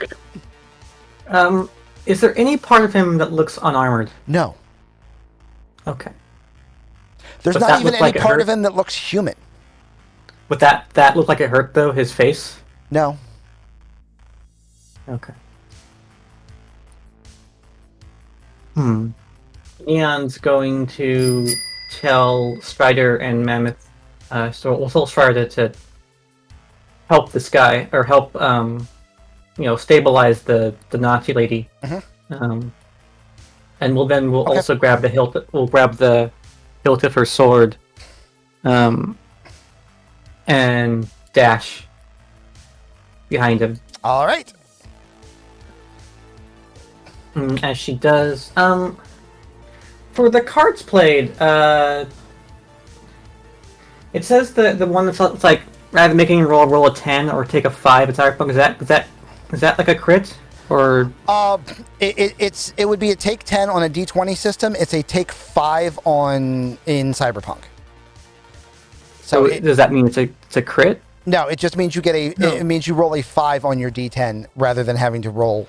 You take a average Oh, okay. roll. Sorry, I'm just trying to figure out. That's fine. If you play the It bullseye, can fix a crit, then that is a fail, 10. at least. Yeah. Mm-hmm. If you play a bullseye, then that counts as a 10 on top of whatever you rolled. Okay. To a maximum of a die rolling a 10 followed by a 10. So if you play the bullseye card and then crit anyway, basically you get a 10 and a 10 because the dice can't add up to more than 20 points. Mm-hmm. Okay. I'm just making sure that wasn't. I just wanted to clarify if that was what I thought it was or not. Yep. Well, then as I clutch it, I'm just gonna pull out my sword and charge at this guy at the end, and then just get behind him and swing at him. Okay. And I'm gonna take that 5. Okay. Or I'll roll a fate point. All right. Re-roll that. All right, so you come behind, stepping in, swinging the katana just above neck level, and as you do, you literally see the head pop, distend, the blade comes through, the head snaps back into a human position, and rotates 180 degrees, so he is still aiming forward with his guns, and looking you dead in the face. X1? I'm gonna peek around the corner. I'm not peek around the corner. We're not. Yeah. Nope. Yeah. This is a fully chromed out crazy sumbitch. Yeah, I'm not hacking into shit, so I'm just gonna pop a shot. Okay. And because aiming really doesn't matter, let's see what the dice say. Shots streak around him, but even still, even with 3 people on him, he's just not staying still enough for you to get a good beat on him. Okay. Is Fuck, right, that's favorite this turn. By the way, isn't there like a giant AV where we are? Technically. Oh wait, I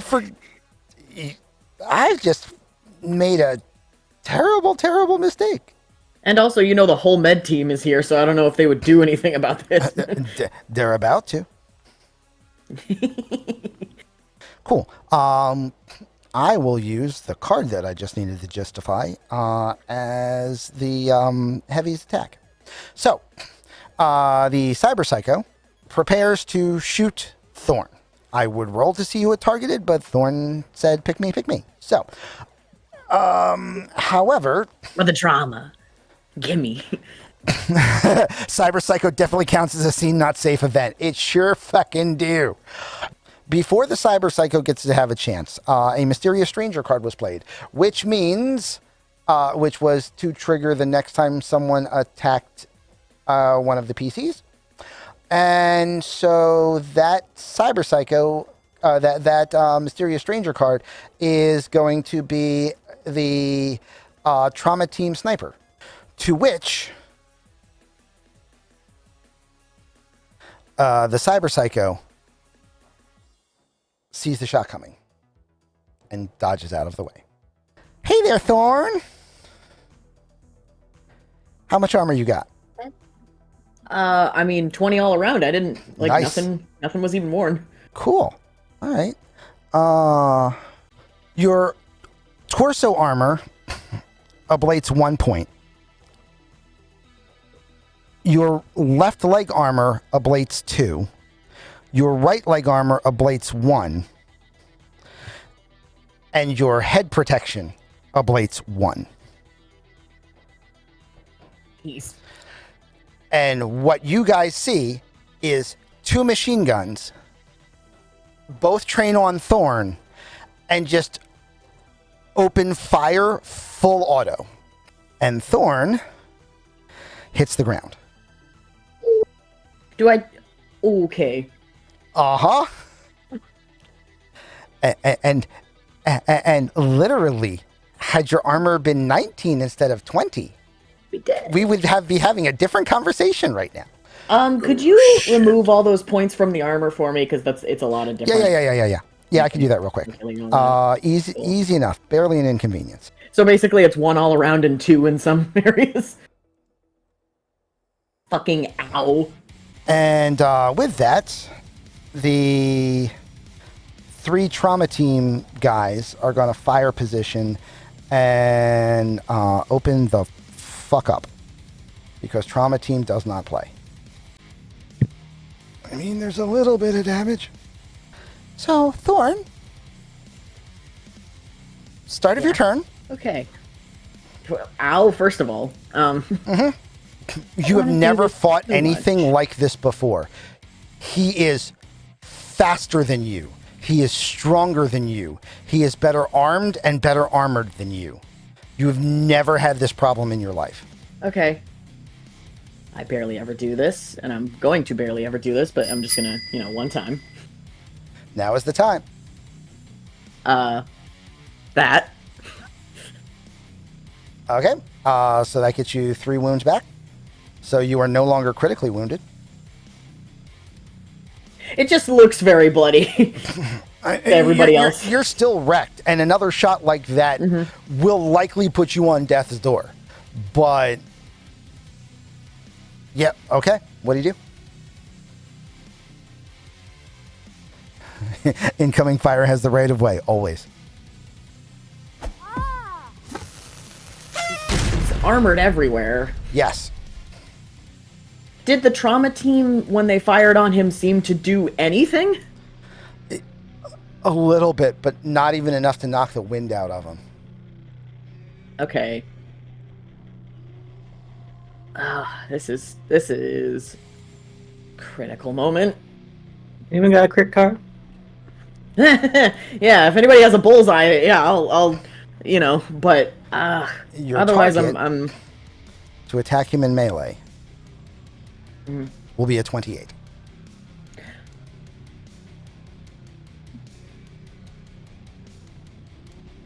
Yeah, unless I get a crit, I don't even know if I can. Shit.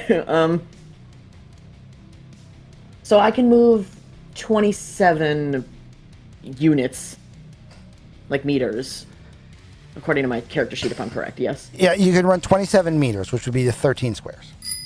Yeah. If I grab somebody and literally run behind trauma team with them, will that blunt how far I can get, or no? Oh yeah, most definitely, because you'd be dragging somebody. So I'd say probably half the distance. Okay. Because you will be moving so much faster than them that they won't be that they won't be able to move with you. Yeah. I mean, unless I can just straight up pick them up off the ground. Probably. I don't know if that's... Whatever you decide to do, you just got a bullseye card played. So. Okay, I'm gonna attack him. Fuck that. Plan B. Okay. Go for it. I'm gonna get over here, just so that I am close to Neon, in case this goes very, very poorly. Okay. But I'm gonna attack him and just and just not care where I hit. I just need to fucking connect. You just need to do something. Just something. Oh no! Oh wait, Well, you got a crit card, so Your target was yeah, but is that enough? Your target was a 28. You rolled an 18, which adding a crit card makes a 28. And you have to beat DCs, not tie them. +1. +1. And with the +1, you will hit. Okay. Fuck. And it's not a lot of damage. Oh god, that's not much damage. Oh, do I want to spend a fate point to try that, or like, do I not want to risk that? Oh my god. you can spend a favor to reroll the damage, right? Sure.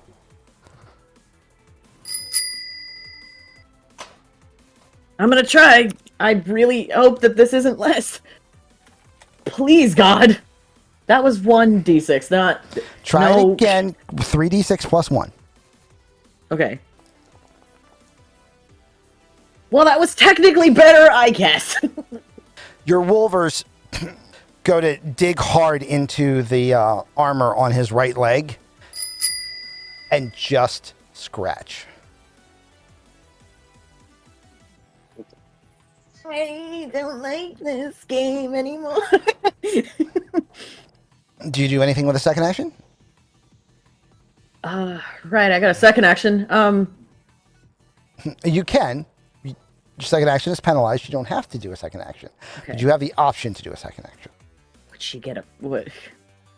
Trying to think, if I grabbed Neon and ran with her, would she get upset at me? She would live long enough to be upset at you. True. So 27. What's half of 27? That's You'll be able to move 6 squares. 1, 2, 3, 4, 5, 6. Well, that's only 10 meters.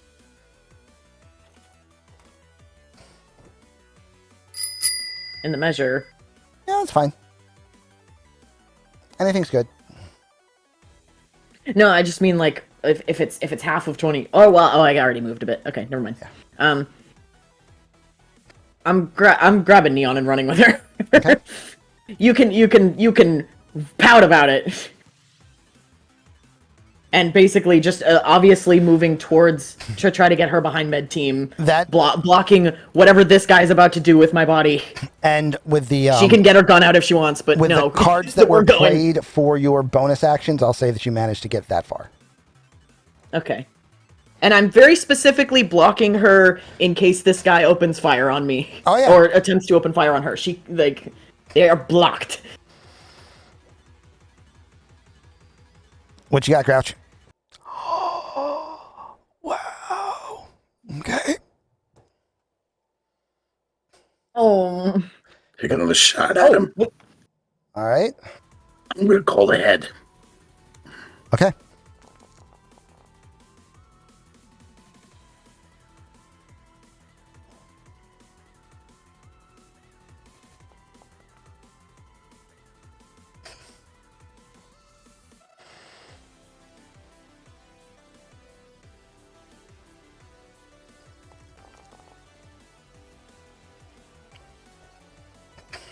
All right. The party sees Grouch cock the shotgun, stretch out, and all but put the barrel against the head of the Cyberpsycho. At the same time, bullet time pulling the scene backwards. You see the trauma team sniper, and you see through his eyes, see him looking through the scope of the sniper rifle, and you see the smart-linked cyberscope line up the shot to be firing just above and beyond the shotgun barrel, and you hear a poof.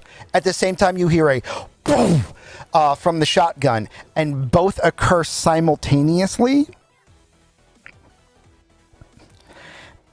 And A third of the head of the Cyberpsycho just rips away, and you see an exposed and smoking neuroprocessor inside its head. But he's not dead. He's not dead, but his armor has been shorn through in the head 3 times now, and he has definitely taken some brain damage. I mean, He already took some brain damage before he was here. yeah, if he had a brain left to damage, the brain would be damaged. As it is, what remains of his meat sack is just a unfeeling psychotic killer, and yeah, he is on the ropes, but he is not out yet, and therefore he is still very much a threat. I don't think I have I don't think I have a choice. I'm gonna take another shot. All right, give me another shot. It's got to be at the head. So He can no longer dodge. He is damaged. Anyone else got a bullseye? He is damaged enough that his reflex booster will not allow him to bullet dodge anymore. Downgraded from a Pentium to a Commodore.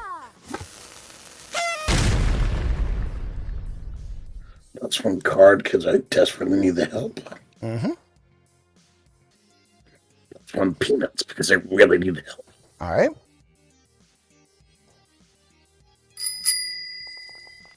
Sunburst Wolfdog är discard. Psycho.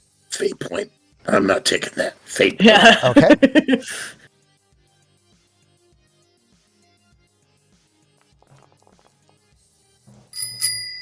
That's better. There we go. The damage absolute crap. Oh, bullseye. Would you allow me to burn a second fate point to redo the damage? No, but with the bullseye that was played, I will allow you to basically swap for your damage from the first roll. All right, so 12, which theoretically goes to 24 because it's head. Yeah. That's all the other crazy. Okay. More damage, and now just the entire head is like blown open. He is still on his feet, but barely. And Neon. Well, as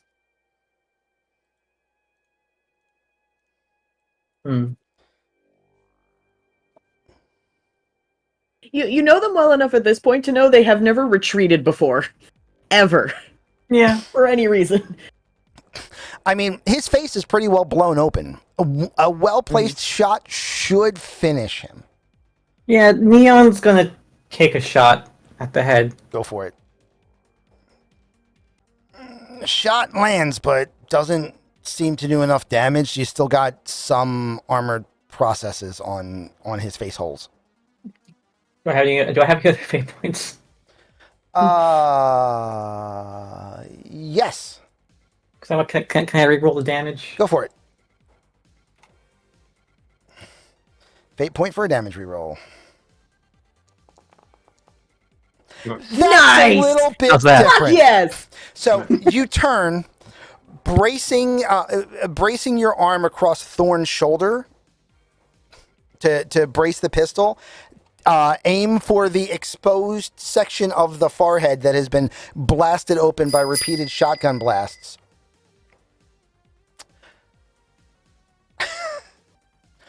Probably should have made that card D&D only, but I didn't. It's just 1d6 in Cyberpunk, so that's what it does. Okay, cool. Then 1d6 is what it will do. Nice. So that'll be 17, which will face armor is down to 12, so that'll be 5 that gets through, which becomes 10 wounds.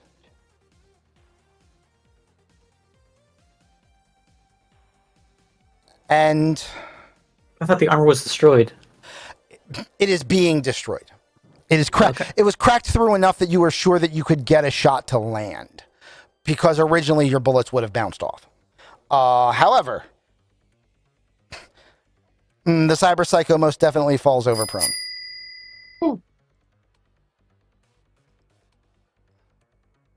So I'm going to refund that card.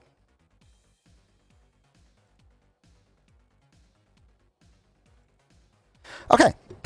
As she sees him go prone, her eyes kind of go wide, and again, almost instinctively, I'm just going to shoot him a second time. Just double tap him again. Just double tap, yeah. Attempt to shoot him once more. Give me another shot.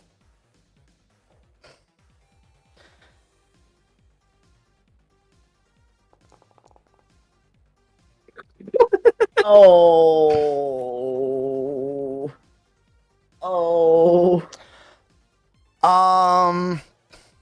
The static electricity of your bullet recharges him and he gets back. Roll me a d10.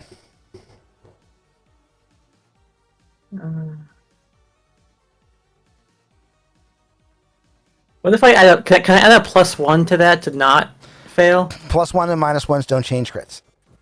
Either direction. That's mostly for the PC's benefit. Yeah. Otherwise, your critical successes could be negated by a dick in chat throwing a +1 or a -1. But roll me a d10 because you might still be fine. Yeah. Okay. Cool. No fumble. He was prone and not moving. So with a no fumble result, I'm going to say that your gun is fine. It just jams, but you do, as it jams, you get one final shot into his head. And he does appear to no longer be twitching. Meanwhile, Jack calls over to the trauma team and goes, "Hey, while you're still here on my dime, can you, pointing over towards Thorne. Neon is still clicking her gun, trying to fire more. Okay. at the body. Yep. And it's just not firing. You're pulling the trigger, and in your head, you're hearing it continue to fire, but everyone sees that the gun is jammed and it's just doing nothing. Mm-hmm. What does everyone else do? So, referee. Yeah. It both did and is about to happen. Multiple things that are triggering to Thorne for backstory reasons are about to happen. Oh yeah. Can I roll a cool check to see if they panic about one, having their face blown by that gun even if it didn't hurt their eye, and two, about to be surrounded by medical personnel? Yep. Give me a roll.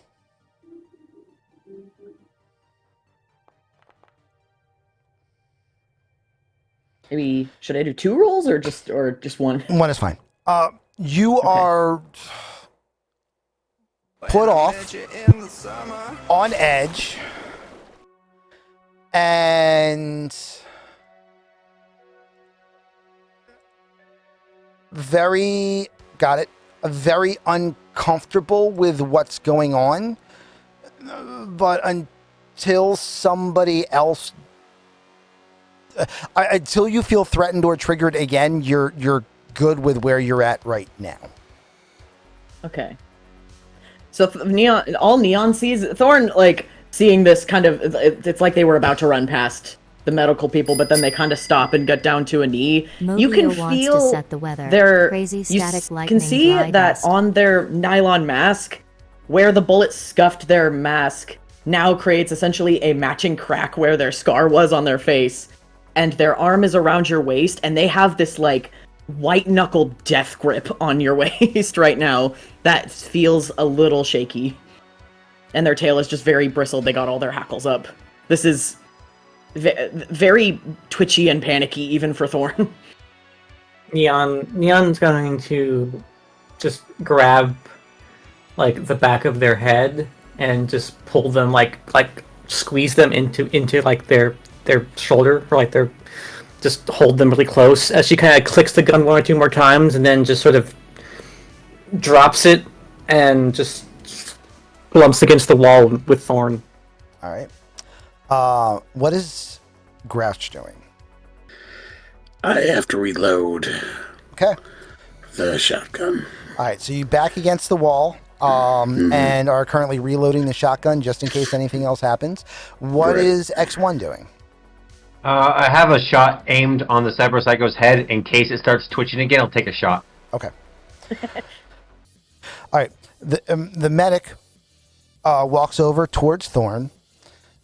Hands and arms up, invisible, no weapons. Be like, and actually flips back the like temporarily flips out, like moves the goggles that they're wearing out of the way so you can see eyes, and they're just like,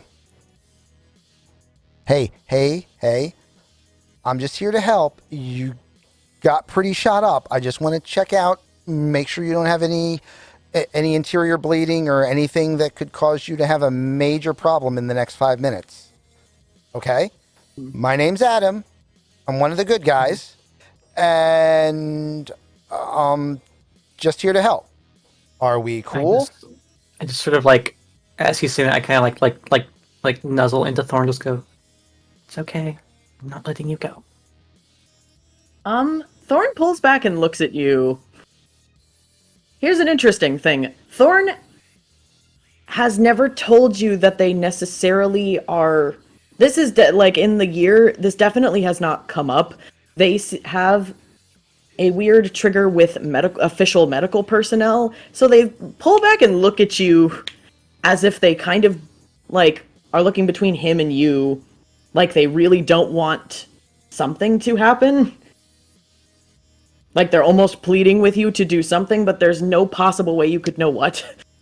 Yeah, but Neon just kind of just assumes you're just kind of afraid and just sort of like just looks at you because it's going to be okay. Just about this please. point, Strider comes up behind the medic and like hand on his shoulder while also reaching down for the bag and just goes, "Look, I know them. Let me try. Back away." And he's just like, he looks over at Jack, and Jack's thumbs up, and he's like, "Yeah, sure. I mean, charging for the materials either way." And Strider is just like, hey, Thorne, is it okay if I check you out real quick? Thorne nods at her. They don't seem in any way, shape, or form apprehensive towards her. They like even take their mask off. It's possible they're I know from experience, from like actually researching this, that facial wounds are like really fucking dramatic even if they're not. Oh, so yeah. it's possible they're bleeding profusely from the face, but that they're not like phased about it necessarily. Yeah, because head wounds bleed like a bitch. Like they are terrible. It's one of the reasons why one of the best ways to try to take a fighter out of a fight is to try to cut them on the temple, because the blood will cover the eye so quickly. The downside is you don't want to do it on the forehead, because this is the hardest bone in the human body, and if you punch this, your hand breaks. So yeah, Neon, you see there's like a little scratch right here, and as soon as they take the skull mask off, it starts like... It's just a little scratch, but it just starts immediately gushing once the mask's pressure is not on it. So they're just kind of like, oh, like awkwardly. kind of flinches and just still keeps her hand on you though.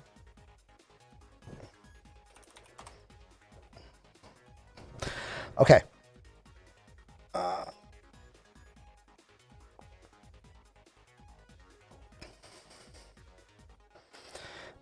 Strider gives you a solid once over. And she's like, yeah, I mean, she looks back at the crew and she's like, they're banged up, but they're surprisingly undamaged. It's going to be a bit of recovery time, but other than that, No, it doesn't look like there's any internal wounds. It doesn't look like any of the neural wear was compromised. Everything looks, beat up but solid.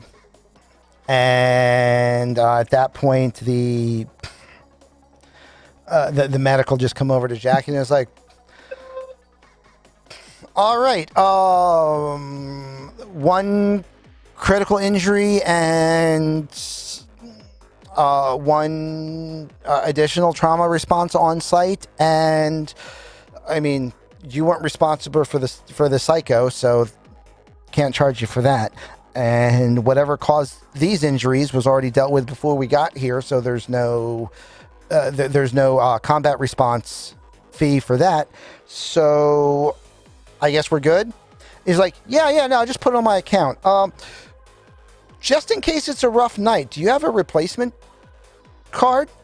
Hold on a second. And pulls out a device that looks almost similar to like a stocking scanner that like someone would use in retail, and pulls up another card, scans the card, puts in some information. There you go, Mr. Masters. That one's queued to your account, and it'll fire off exactly the same if you need to reuse your account in the future. And with that, the trauma team goes back to the end of the alley, gets in their UAV, and will fly the F off.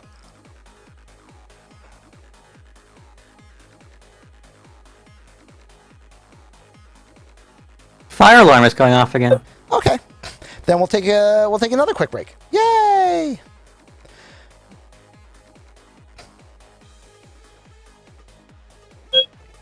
No, shit. Oh, I heard it. All right, so 2 guys that are still here. Joe. Do you guys say or do anything specific at this point? You want to go see if that Cyberpsycho is actually down, my dude? I'll join you. Make sure it's loaded. Make sure that the barrel is pointed well and truly at what might be left of the neck, and approach. Okay. He twitches. He gets filled full of more stuff. Both of you give me a awareness notice, followed by a cyber tech roll. What can I play to make the trauma plan the Cyberpsycho had as a clown? You can't, because bozos do not work for trauma team. They have a no clown policy.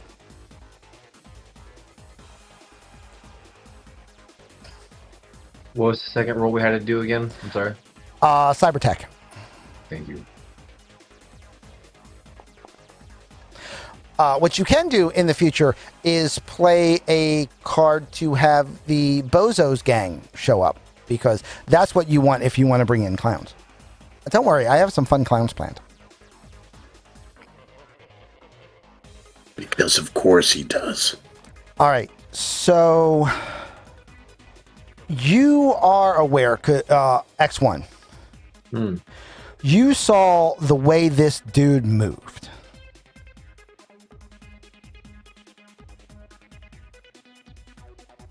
Fast as fuck. Yeah. And you know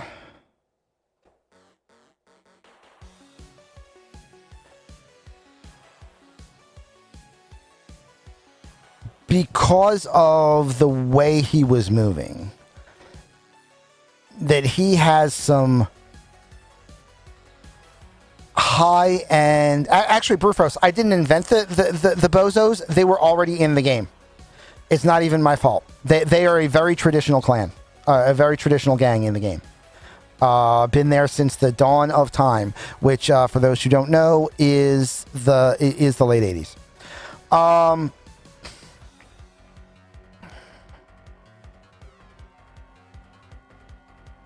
Like you're talking the scavenger's dream right here, my dude. I live for this shit. Yeah.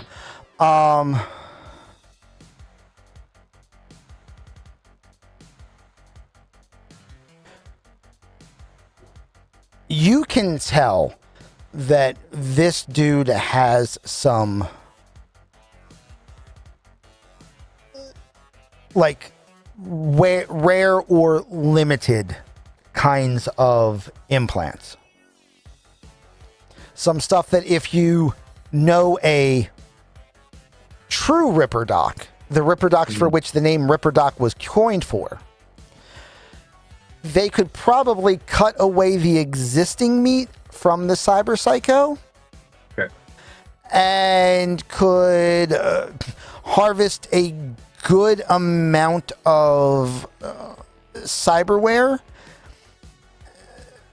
that you could probably use to make Thorne, with their permission, obviously,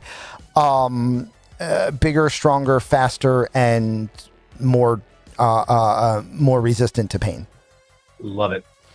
Because this guy is stacked. Love it. Crazy. I feel like we were warned recently about dangerous augmentations. Wonder what that was about. Yeah, who knows? I mean, Probably not important. Nah. This is cool though. Let's take this shit.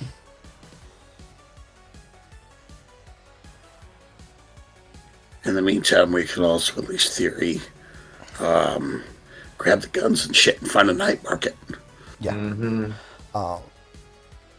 Also,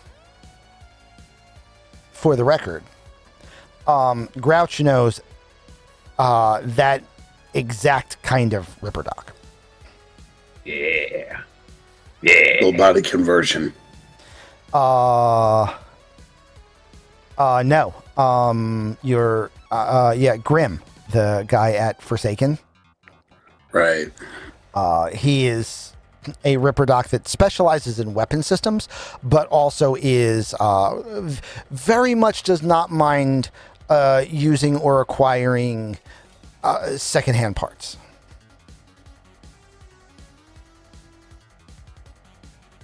This guy's carcass would be worth something in the body bank.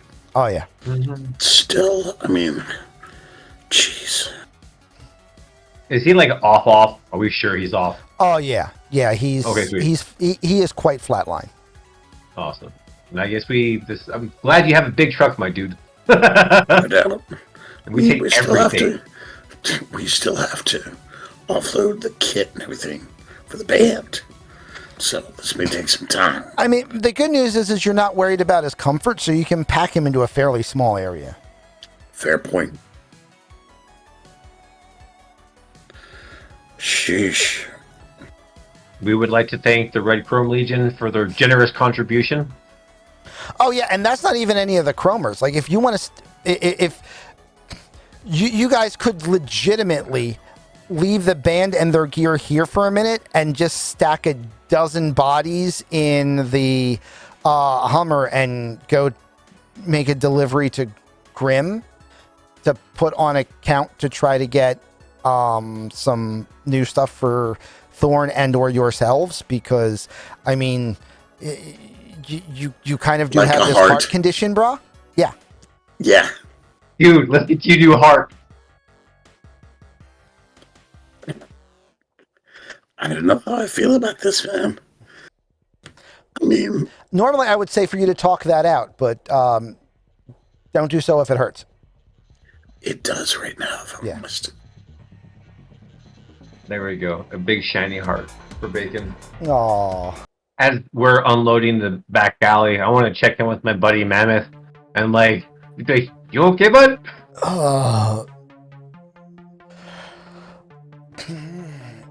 Wasn't expecting them to be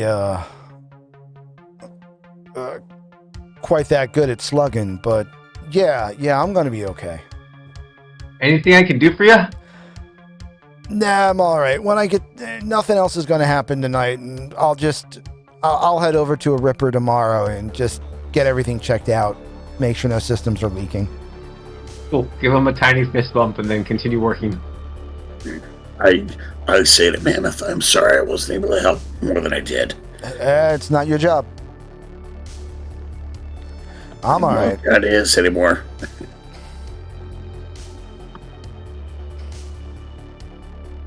It's good working with you. All right. So we are going to, from here, for sake of argument for time purposes and party purposes, we are going to assume that you guys and your stack of bodies are going to pull up to the place that Grouch knows. Okay. Right. And if in the future the other party members are there, they will be there whenever they come back. And if not, we will assume that they were processing all of this while you guys went and did a thing. And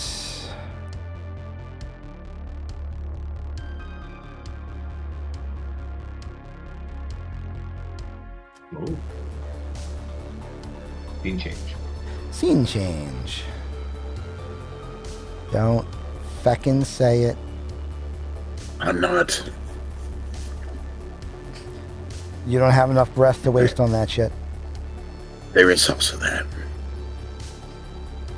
I got you, Bacon. Hey, why is it so dark? Motherfucker.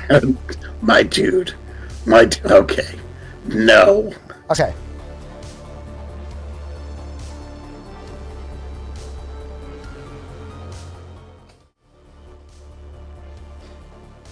So, you guys drive to another bar on the other side of town. Beautiful map, by the way. Thank you. This I one, particularly like the lighting. That is just good. and this one is one from Solution. And their animated maps are amazing. I'm such a fan.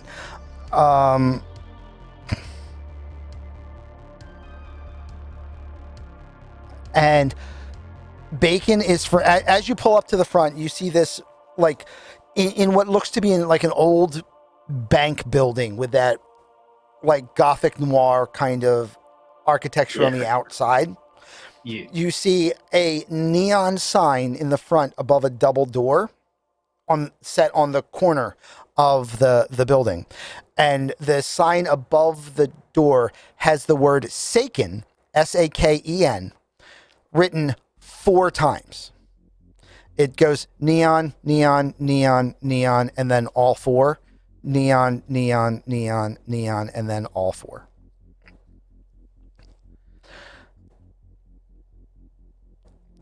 And Yep. as you walk in,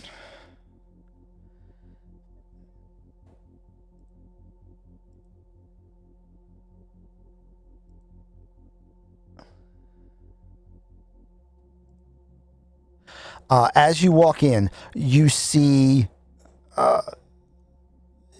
the bar that you're looking at right now is a very hard chromer bar. Like, this is some ultra aggressive, ultra violent stuff that you never would have pinned as being something that Grouch would know anybody at, let alone possibly have connections. Damn, old man. I know people. What can I tell you? Like there are walking around in this bar, there are like some severely angry looking chromed dudes. There's a couple Maelstrom members. There's a couple iron sights. Like, this is a bar for chromers that enjoy going hard. Nice. Heavy metal. Very much. The bartender, meanwhile, is a live, maybe 95-pound, 5'4" female.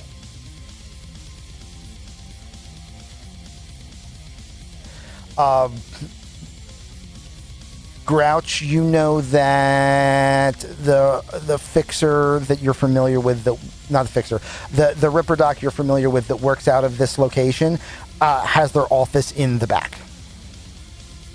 Right.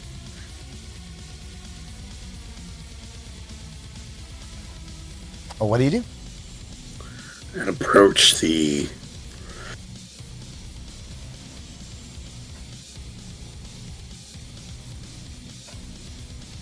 Her name's Evangeline. Because of course it is. Because of course it is.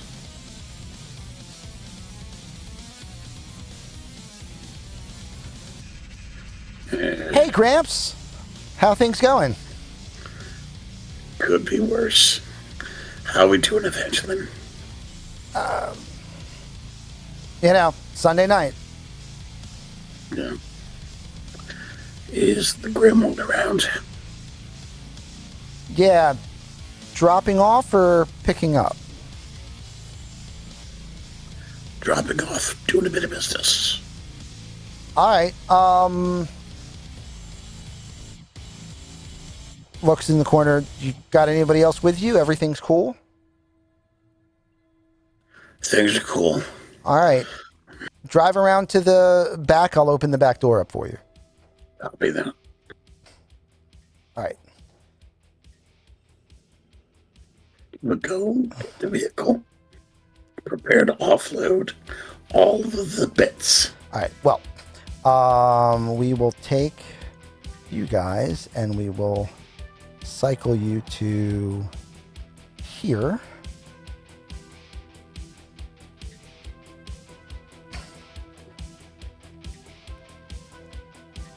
And as you come in the back door, you know that this back door leads to the alleyway. Downstairs is storage underneath the place, and your guy is... You head this way, and then in towards the kitchen, and then into the hallway.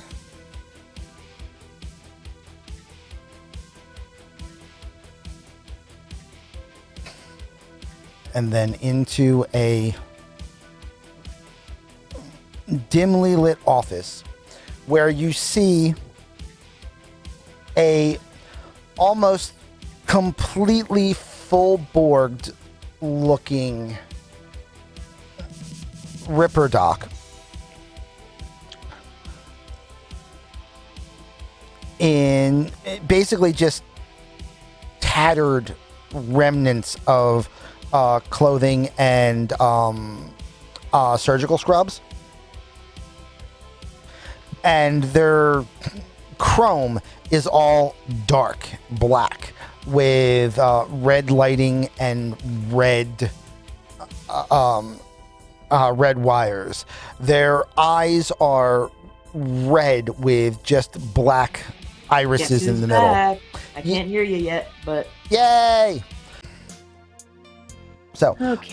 The two of you are doing your thing post combat. Strider has just given you a look over and been like, "Yeah, you're not in the best, but you're not dying." Meanwhile, X and Grouch have headed over and are poking the Cyberpsycho with a stick. But so I don't. Two of you can do your need thing. to be touched.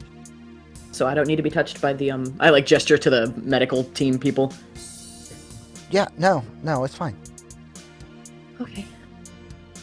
They like noticeably start sort of calming down a little more. I just sit against the wall and hold you. I don't know. Yeah, I kind of just kind of sigh in a kind of mind kind of going blank, just kind of also just kind of sitting there holding you for a bit too. Just kind of trying to breathe with you, I guess. Like trying to just talking you through, just breathe. Just breathe. huddle together against an unconscious Nazi, just trying to breathing exercises. As one does. Pull her into.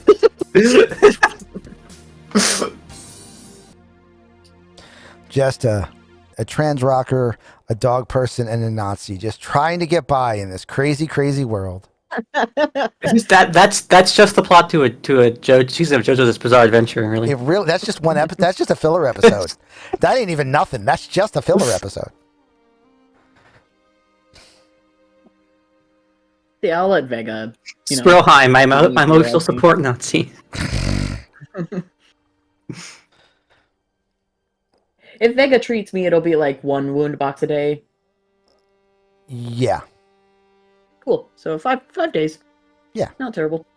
For that fight, no, it most definitely is not. It would have been 9 if I hadn't played that card.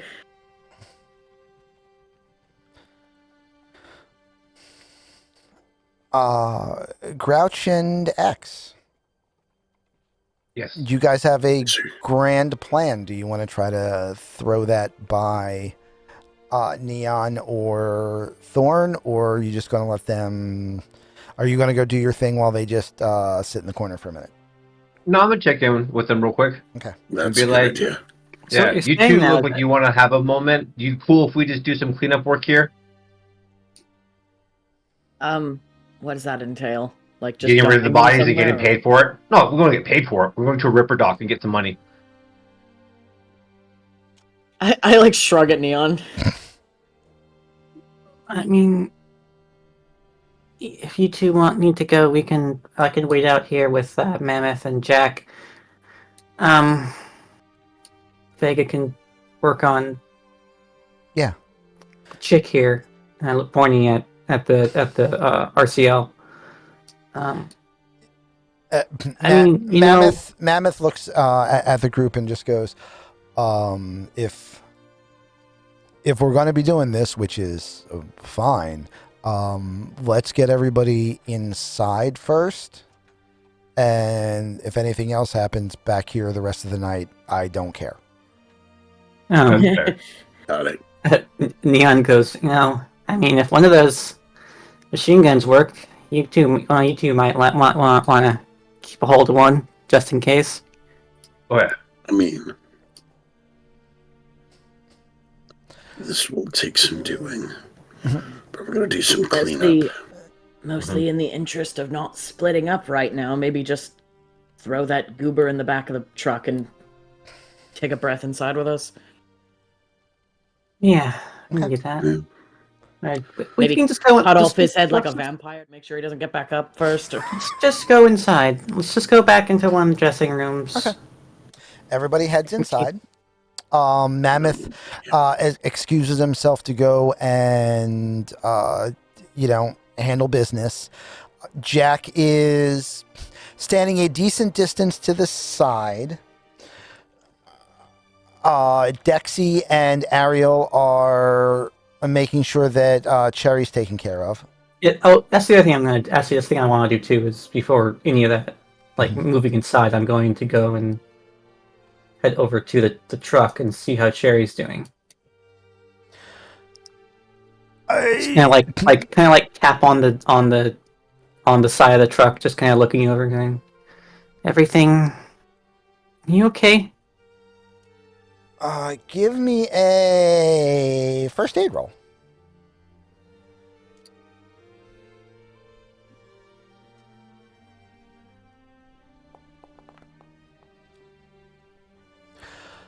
They oddly look to be in a worse condition at the moment than Thorne is. They are pretty banged up, but they also have 2 or 3 devices that are currently stuck to the body that do a hypo shot into the body on measured intervals. So they're currently receiving a lot of medical attention. It's all just automated. Just kind of look over at Vega and is she gonna be okay? I'm assuming also that Strider is probably also Yeah. monitoring as well. Yeah. Yeah, That's what she does. Trauma Team knows their stuff, and what they threw into Cherry costs more than our rent for the month. So she's going to be fine. I mean, it might take a week, but she's going to be okay. She's going to pull through. She got lucky. 2 inches over more, and it might not have been the same story. All right. Good. Good. I look over at the other team. Dexy, Ariel, you okay? Dexy is just kind of glassy faced. Ariel is. Yeah, I'm okay. I mean, I was hiding inside for pretty much everything, so I'm fine. Dexy's pretty shook up, but I think she's going to pull through. I just kind of like. Meanwhile, Dexy. I just kind of like look at Dexy, just kind of like give her like a pat, like a shoulder pat, kind of just like it'll be okay kind of thing, and then give. As you do that, Dexy turns to you and just goes, "Oh, it's a shame they got another one." Just kind of. What? The corpse. They overrode another one. Made him go nuts. Made him kill people. Right. That psycho. Yeah. Yeah. Yeah. Hey. It's kind of like.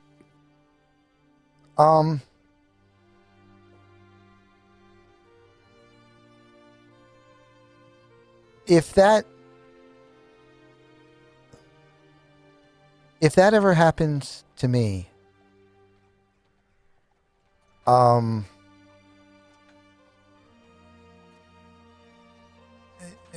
that I didn't mean it, and that they took over, and I'll try as hard as I can not to hurt anybody in the band. I know. I trust you.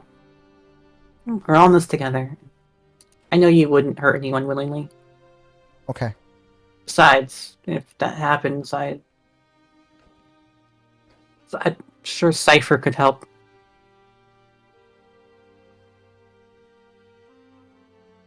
Yeah. Yeah, okay. And then she just kind of shuts off. We're gonna go inside. I don't know if you can move Cherry, but maybe it'd be better if we can get her inside into someplace warmer. Yeah. No, that's not a problem. Meanwhile, overhead, a electrical storm is starting. There's like sheet to sheet lightning, and the air just smells like ozone. Yeah, we should probably get inside. I think there's something coming. We're gonna take the RCL lady. I need to talk to her. And then also, she just kind of looks over at Jack and just like tilts her head a bit, and just like, I think I need to talk to him too. Yeah. And then starts moving back to Thorne and everyone, starts getting everyone inside.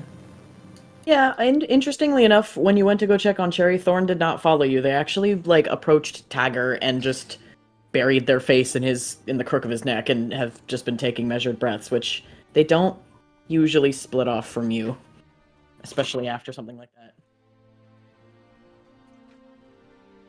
that. Brew, just so you know, we're gonna go top down. Okay.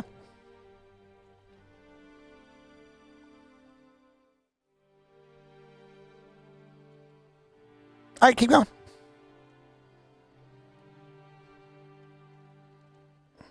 I'll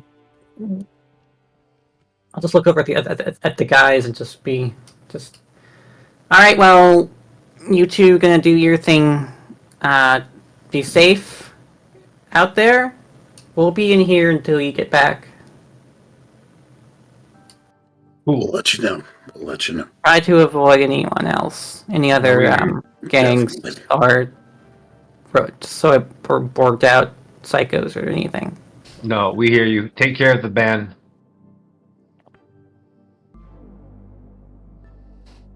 Okay.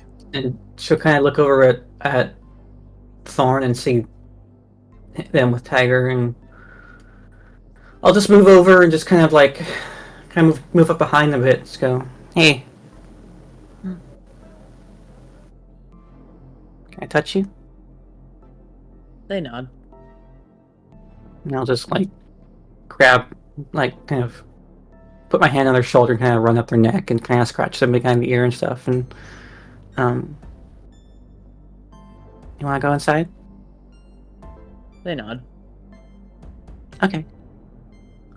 All right. Tiger, can you help me with this woman? I need to bring her in. Yeah, no problem. And walks over and basically kind of hoists her by the ankles and just drags her back into the building on her face. Well, Neon almost kind of goes to try and interject and Yeah, it's fine.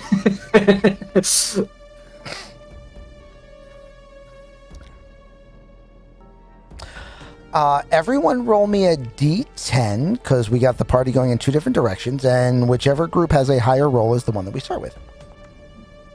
It ain't that roll. I guess it's the boys.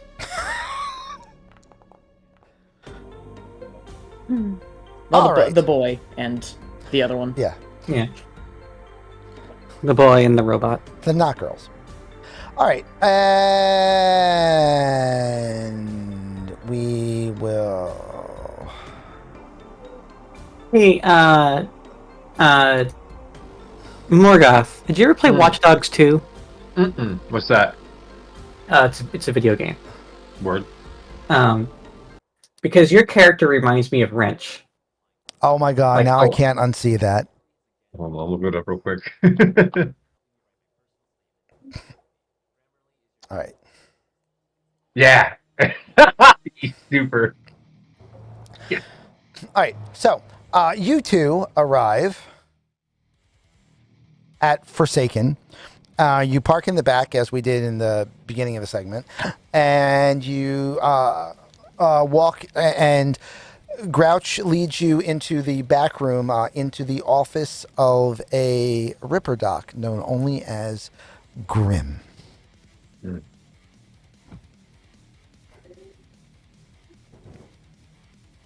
That model's sick. That is really good. Yeah. So, Grim. So, Grouch. My old friend. Is this meeting business or pleasure?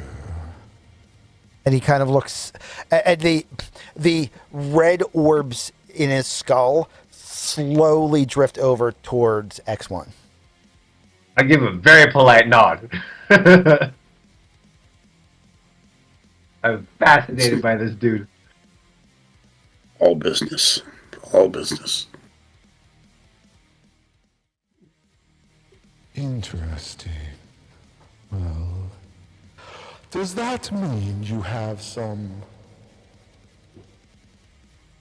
toys for me? In fact, there are many much bits, which I believe you might be of use. Interesting. Well, do you need assistance bringing them in? Your friend doesn't look very robust.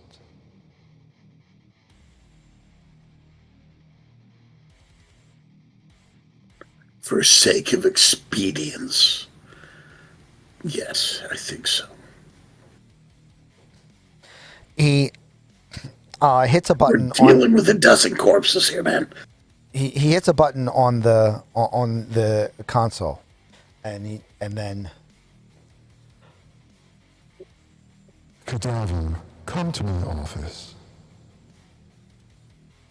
And a few seconds later, you see When I met you in the summer. what you're really hoping is a biosculpt, because this is a dude that is roughly 7 feet tall and looks dead as last month's leftovers. Nice. So Like- not just a nickname.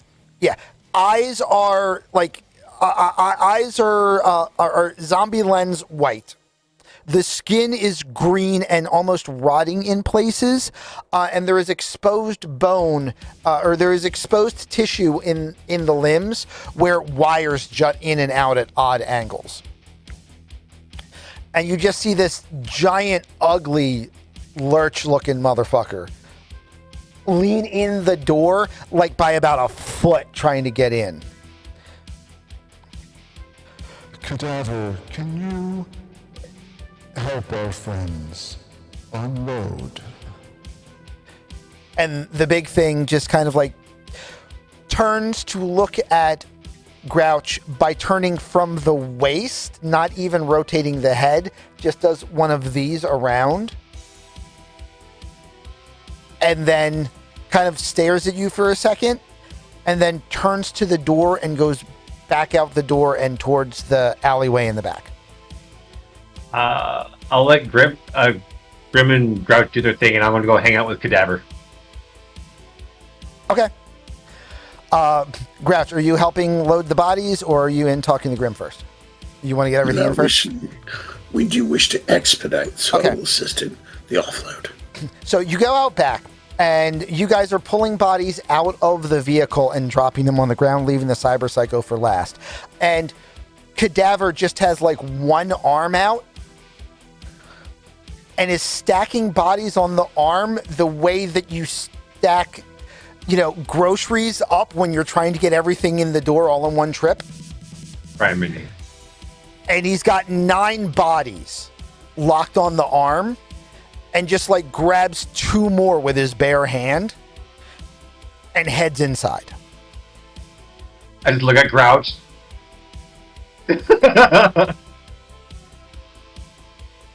Fuck. Yep. So after Alright, after one more trip through,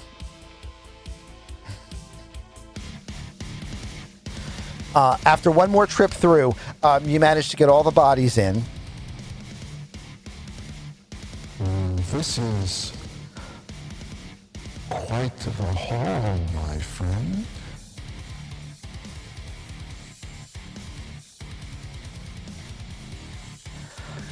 I must say I am not a fan of their tactics or beliefs, but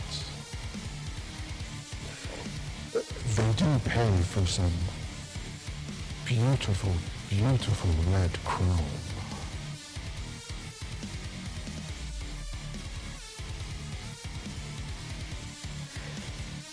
It may take a few days for me to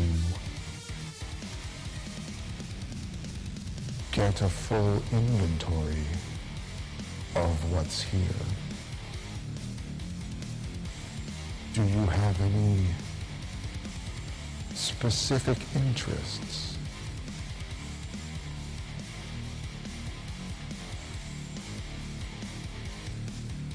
Not at this time, I think.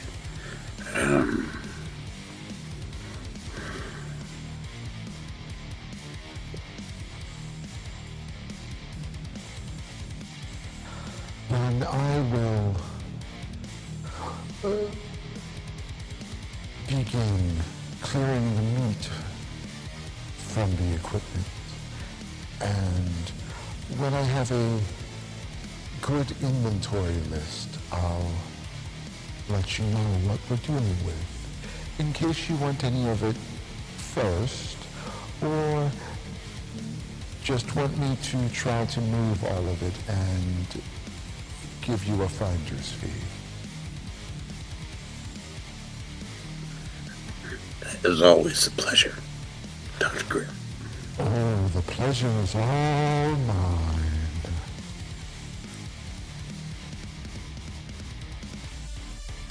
Little bow. Conclude the business. Get back into the vehicle. As you go to head to the door, Cadaver slowly steps back and away to clear the space for you, and you again just kind of like look and like X1, for a fact that there is not, under current medical knowledge, a way that Grimm could have Frankensteined together the corpses of 8 or 9 pro wrestlers and stuck in a AI that causes the corpsed body to move. Like, that's not a thing. It's a paranoid thing that tinfoil hat people talk about in bulletin boards, but it doesn't really exist. But at this moment, you're not really sure. That makes it more impressive. Horrifying, but more impressive. Like either this is a biosculpt to look like Frankenstein's monster got put together by a cyberdoc, or this is Frankenstein's monster put together by a cyberdoc, and you're not sure, but you're damn sure you don't want to ask Grimm. I don't want to ask, but I'm going to take like a good look. Could I like roll to see if I can get some weird type of insight? Awareness, notice, maybe, or... Give me a cybertech. Cybertech, okay. I don't know what it is. I'm not sure you wanted to do that. Okay. You are sure that this is not a full body conversion. This is not a full Borg job. A lot of this is cybernetic. A lot of this is meat over top of cybernetics. If you had to guess, your guess would be that this is a lot of that cloned biomass that is either all from the same source and then just skin tone tinted differently, which is fairly easy to do, or is several that clone jobs that were designed, they came from different sources, but were designed to all not conflict with a specific host that was then added to that specific host, which is a medical marvel. So either way, this is not making you feel any better. No, this is actually makes me feel pretty good. I don't want to be rude because, like, I never talked to the doctor before, and Grouch is too humble. So when Grouch is like leaving past Cadaver, I'm gonna turn back to the good doctor and say, "Please, good Sir Dr. Grimm, our friend Grouch here is too humble to ask for a new heart. But if any one of those corpses have a good ticker, please save one for him." Grouch just stops a minute. I'm like, go away. Let people who love you do something nice for you. Grimm pulls up a medical device. May I see your arm for a minute? Right. Attaches a couple diodes into the into your SmartLink system.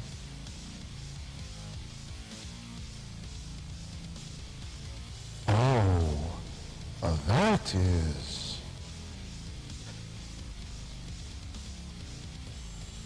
is quite on the edge, isn't it?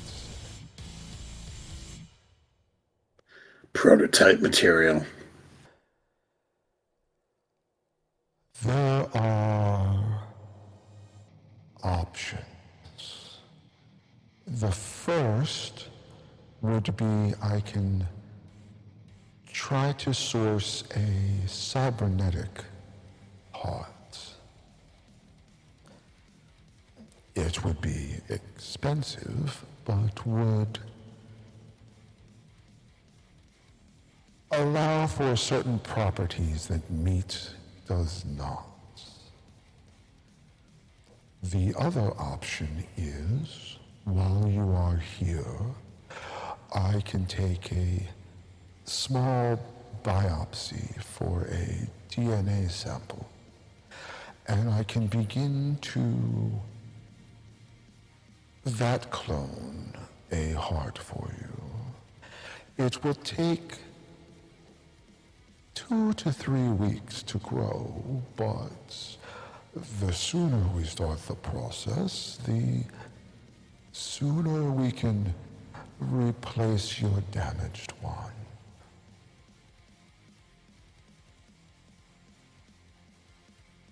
I just look at Grouch like...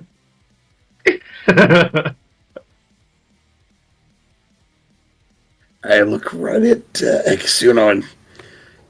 Little shit. How long will the biopsy take, Dr. Grimm?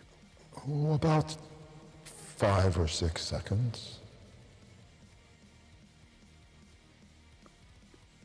Please begin.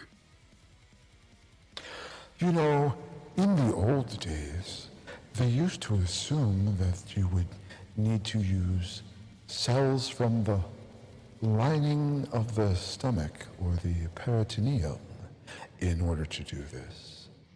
That would be excruciatingly painful. Unfortunately, that is not required. I love him. That tells me he's been doing this for a long time and misses the old ways. And he walks over with what looks similar to a hypo. You've seen Strider use these. You know people that have used these. Okay. And he takes, he rolls your forearm, and he puts the hypo like just short of the elbow. And you feel a sudden sharp pain as an area about the size of a penny, but 3 or 4 times that deep, is just cut immediately off the body.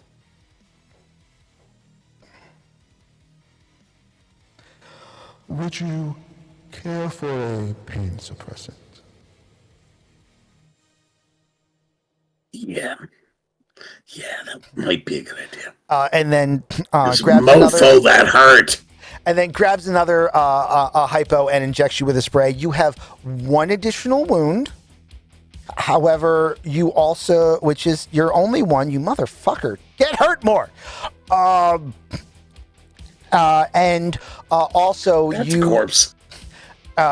So you have 1 light wound, which means you have no penalties whatsoever. However, if in the next 8 hours you have any penalties due to your wound levels, they will be 2 points less because of the pain suppressors that you have in you.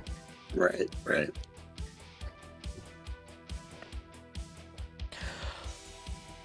I will begin processing this, and that will work in the vat in the background while When I met you in the summer. clear out what you have brought.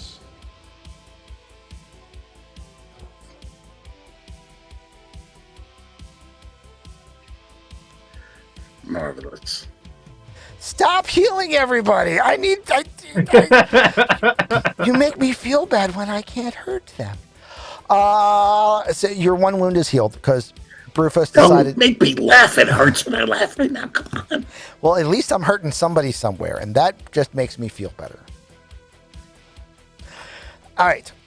With that, you guys get back in the vehicle, and you will be heading back towards the bar. Meanwhile, we will cut back to the band already in progress.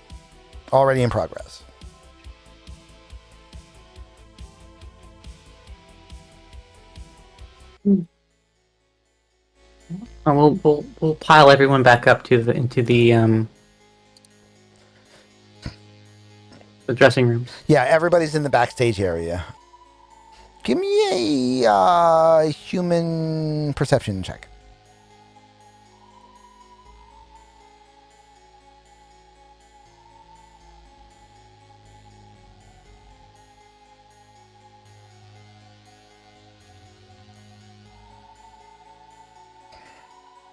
$11. Cool. You're pretty sure, as you just scan everybody as everybody is going back in, you're fairly certain that Mammoth is injured more than he's letting on, but not enough for him to make him leave work. And he'll deal with it after his shift is over. Strider is fairly 3C about the whole thing, and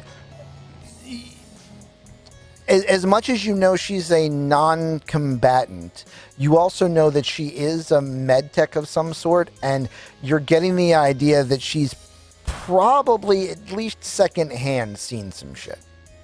Meanwhile, Jack Masters is just kind of like, looks kind of pleased with himself at the moment. Like looks just kind of like, yeah, it's been a good night kind of going on. Tagger is obviously concerned about Thorne. The rest of the band is concerned about Cherry. I mean, obviously Dexy's beside herself. And I love the fact that that's such a running gag, by the way. I was gonna mention to you. I wanted to ask you about a thing. I could do with Neon. Is that we're like kind of Neon is the only one who's like kind of in tune with Dexy's like facial movements, so she kind of knows what she's thinking, almost in the one of like a Rocket Raccoon and Groot. Okay. Where like she kind of picks up on like, you know, if Dexy just goes like shrugs, it's like, oh yeah, like calm down, like that kind of thing. Nice. Yep. No. Yeah, I'm totally down with that. That works. We'll do that going forward. So everybody's in the backstage area. There's not a live band the rest of the night, but you know, there's the club itself is probably open for another hour or so, and even after that, you guys would be allowed to be back here as long as you needed to be. But yeah, so you kind of have the run of the backstage place. I look at once again. I kind of just look at the girls one more once over and kind of see that they're doing as well as they can. Mm-hmm. You know, making sure Cherry's stable, and then I'll make my rounds over to Tagger and Thorne. Okay. Look over at Thorne. Kind of. What's Thorne currently doing? They're just kind of hovering around Tagger, mostly leaning their head against his shoulder, and like Tagger and Neon would know what I mean when I say this. There is a look in Thorne's eye that is more similar to the version of them you met 2 years ago than it is how they've been for the past 6 months. Okay. And I'm just going to put this in the Discord chat in case, you know, just for reveal sake, because, you know, that Tagger and Neon might have flashback to that, but that's what I mean. They have that kind of a look in their eye right now, but they're not, like, really reaching for attention much. They're just kind of hanging around Tagger. They're trying to kind of be insular at the moment. Neon just kind of looks at you and, again, just gives you, like, a hug and kind of pulls you in, pulls Thorne into their chest and just kind of like pets them a bit and goes, lots happen, trust me, I know. You did good tonight. It's okay, and it'll be okay. I'll get through this. Yeah. They don't stop you, but they don't react much either. And after a second or two, they kind of bring their hand up to your arm, almost to lower it from them, and say, take care of the band and that girl. Okay. She'll just kind of give Tiger a kind of like a nod and just like a reaffirming of keep let them know, keep watch kind of nod. And yep. Whole conversation happens in 2 nods back and forth. Yep.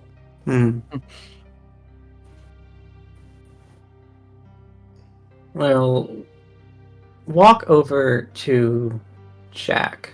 Okay. Just sort of tilt her head again at him, as if trying to like look through him. I gotta say, the way your crew handled that alley, man, that takes me right back. It's like 2006 all over again. Can I try and get a read on him as far as like why he's so chipper? Sure, go for it. Human perception.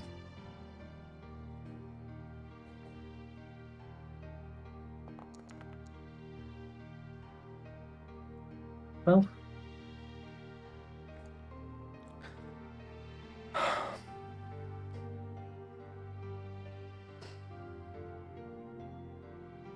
okay, you think it might be a combination of a couple things.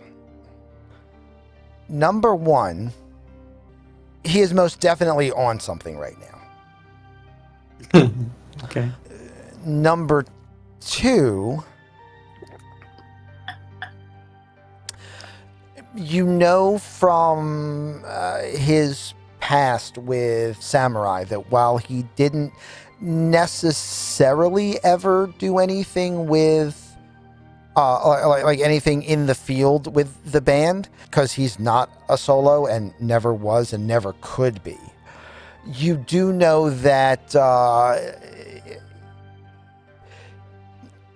in the yin and yang of Johnny and Kerry, he sided more with the Johnny philosophy than with Kerry's philosophy. So he is definitely one to start some shit. It just Neon's kind of sighs and look. My best friend almost died. And then I watched a person who might as well be the love of my life get shot up and almost die. And yeah, I pulled off a nice concert, whatever.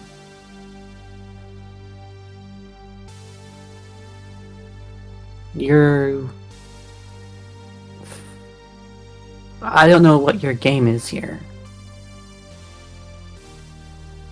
But let's cut the bullshit. All right. Why are you here?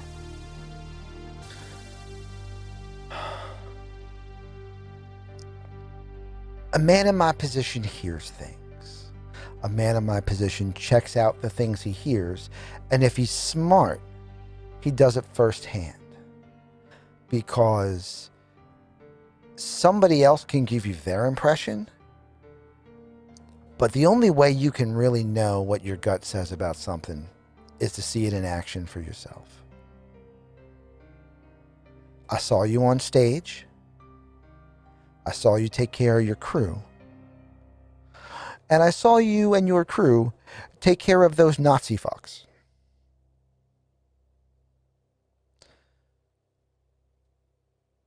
You have a lot of trauma. You have a lot of damage, a lot of baggage that has gotten I'm a trans person of color in America. Of course I do. And that has gotten you this far.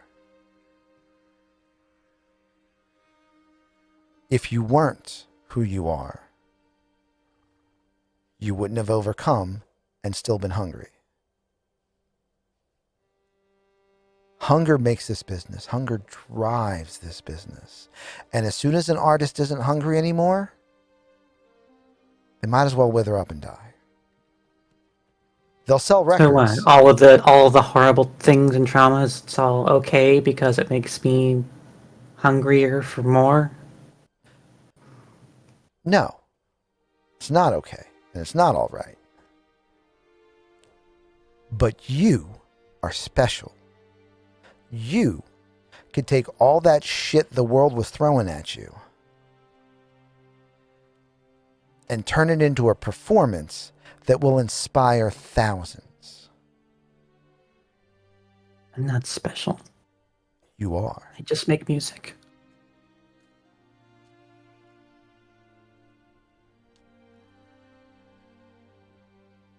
When you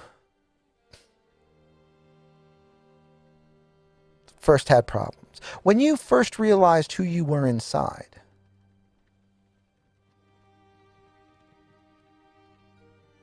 there was an anthem for that, wasn't there? A song you associated with trying to become who you really were, right?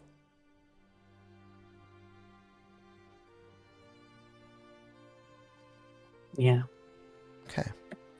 When you started out, you had someone you wanted to become, or someone you wanted to beat, a band you needed to be better than. You knew every one of their songs, right? I know a lot of songs.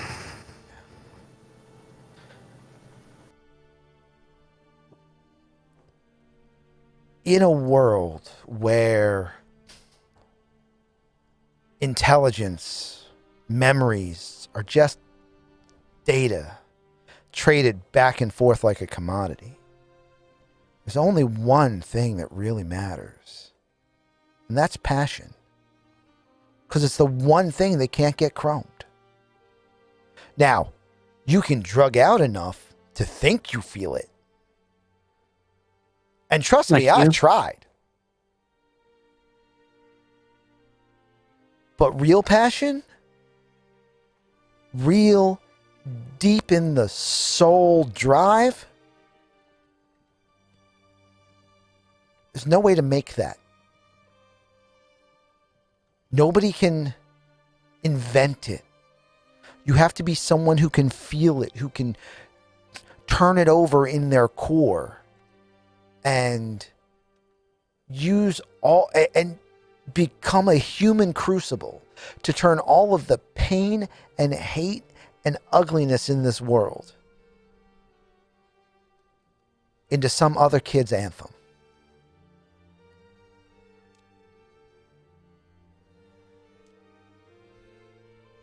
Is this the same talk you gave Johnny?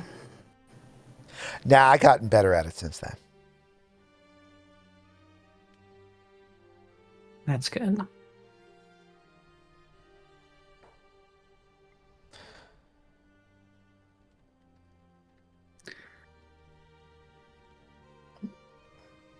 I can do a lot, I guess.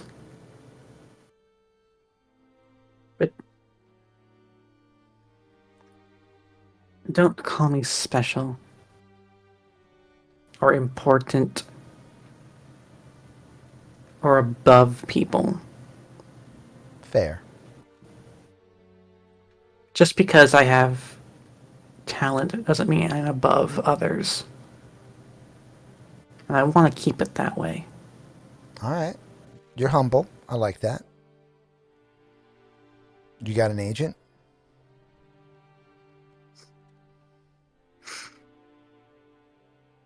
Kalani. Give me a human perception roll.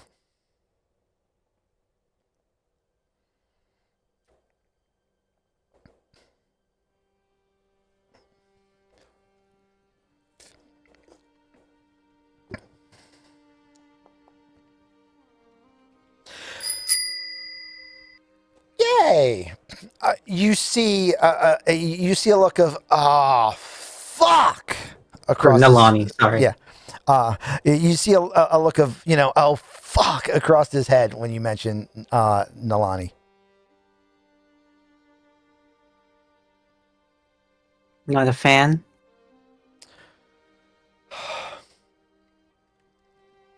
She's good at what she does.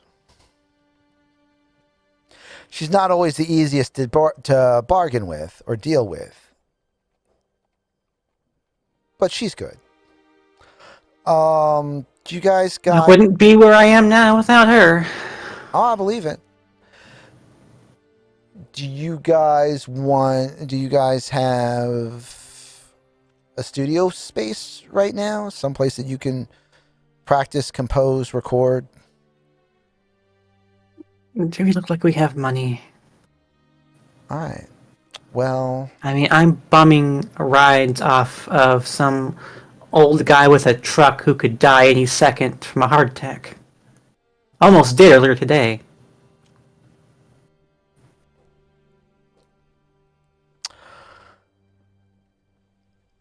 Alright, well... Let me put in a couple calls. See what I can do. Let me prove to you that I can help you get the band where you want it to go. And if I can, we can talk business. Deal?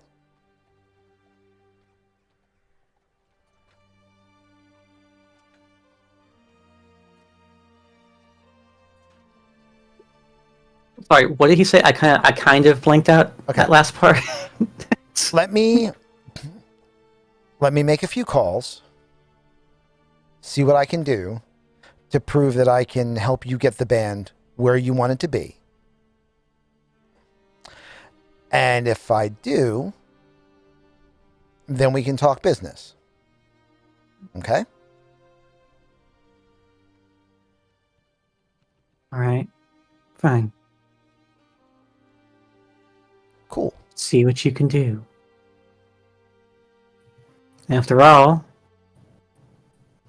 you got Samurai to where they were.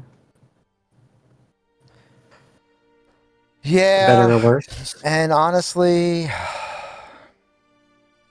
just shame the way things go sometimes. That could have been an entirely different story. But it is what it is. Just know that I've been watching you and seeing how flippant you are of our situation. And maybe some of that's whatever it is you're on, because I can tell you're pretty baked right now, and that's whatever. I don't care. But I'm not Johnny. My band isn't Samurai. And any deals we do, anything we do, I'm not going to start causing problems the same way Johnny did. I'm not going to start trashing gangs and burning down corporations and whatever else he went into. It's not my style. I'm not a mercenary. I'm not someone who wants to hurt people. As you can see by the fact that I have a fucking Nazi in the dressing room right now that I need to have a conversation with. Alright. She tried to murder me and I spared her life because I have principles. So if we work together, I don't want this to end up as some kind of way for you to weaponize me against whatever corporation or monster of the week you have. Not my scene at all. All I want to do is help you and the girls sell records.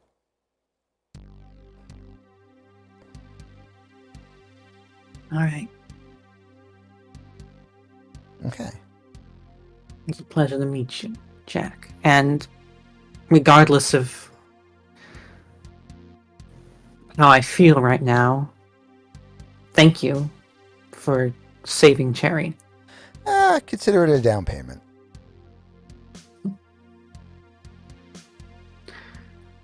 Yeah. No.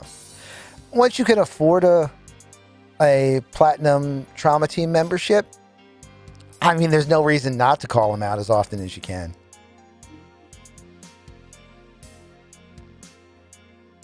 So. Yeah, 100% coverage. Perks of being a record exec. You're the kind of person that parks in handicapped spots because you can just pay the ticket and it's easier for you, huh? Wow. No. I'm the kind of person that pays my driver to park in handicapped spots because I can pay the ticket. Ooh. That's about what I expect. Well, I suppose we'll have to talk more when the situation is less chaotic and less fucked. Yeah. Right now. Take care of your crew. Take care of the band. He hands you a business card with a number on it. If you need anything between now and when I get back in touch with you, get in touch with me. All right. And I'll just kind of like give him like a kind of like a nod and just thanks again. Yeah. And hey, right place, right time. Glad I was there. we'll just kind of turn and walk away from. Okay. As you come back, you've got basically three sides of a room. You've got the band on one side. You've got Tagger and Thorne on another side. And then you've got Strider and a still unconscious and fairly beat the crap out of Red Chrome Legion member in the other side. I take another look at Thorne and Tagger just to make sure they're doing okay. Thorne was watching and listening to that conversation. Like, you can tell that they were paying attention to it, but as soon as you look over at them, they kind of break eye contact and just go back to resting their head on Tagger. Mm. She just kind of smiles a little bit at them and heads over to the other side of the room to see Vega, Strider now. So how's she doing? How's our friend? I mean, she's a mess, but she'll live. She ain't moving on her own for at least 3 or 4 days, but she should pull through. I've got her pretty well sedated at the moment.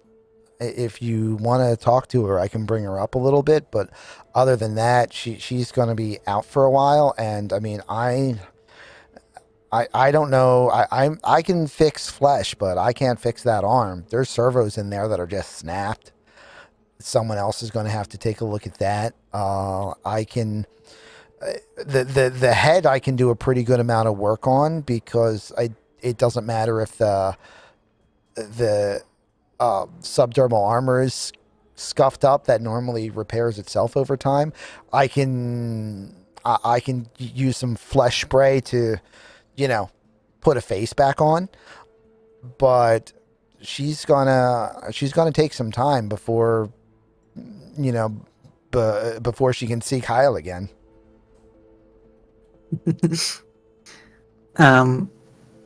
Bring her up a little bit if you can. Okay.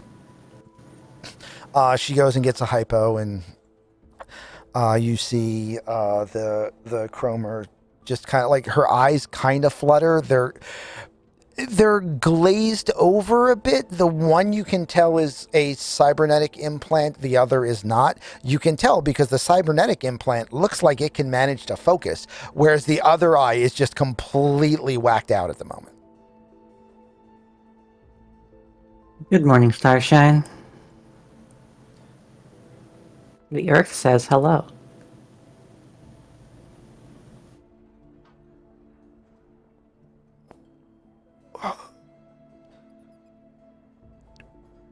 Why?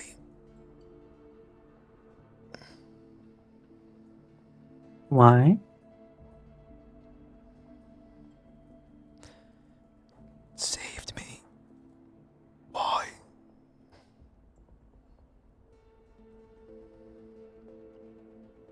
You're lucky. I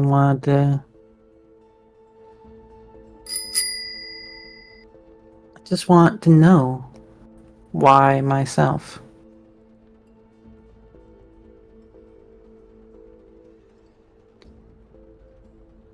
I would have tried to save more of you, but it was a pretty intense fight. I couldn't exactly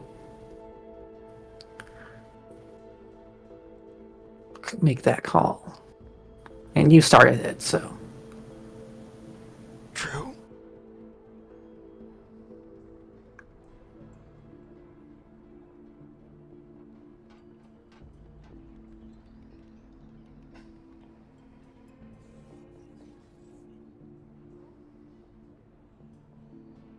It was instinctual, but I killed one of your men.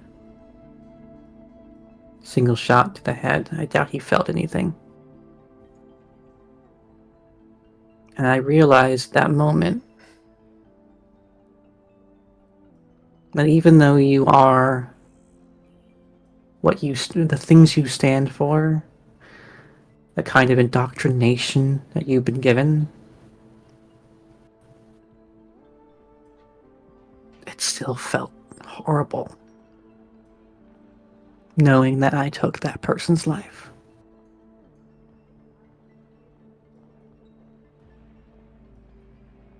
So I thought I didn't. I stayed behind.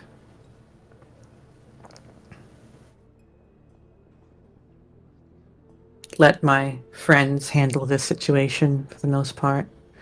Maybe do some covering fire, and then that board came out and started destroying everything and hurt the people I love. And I had to finish it again. And even that thing that might not even have been human at that point, I still felt terrible putting it down like that when I feel like it could have gotten help. There was Psycho. Cyberpsycho attacked us after we finished off your people. We took care of it, but my partner almost died in the process. Just like your people finished off my best friend.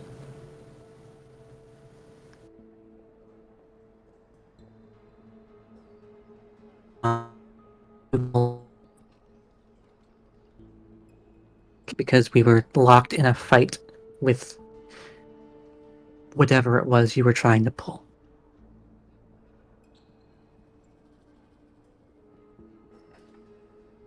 And I'm not saying this to try and get some sort of sympathetic rise out of you, or make you feel like shit, or, you know, spin some sob story on you. I'm just pointing out facts. Whether you care or not is up to you.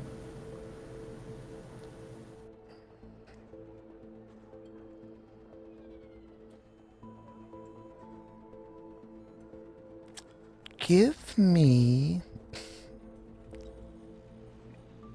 a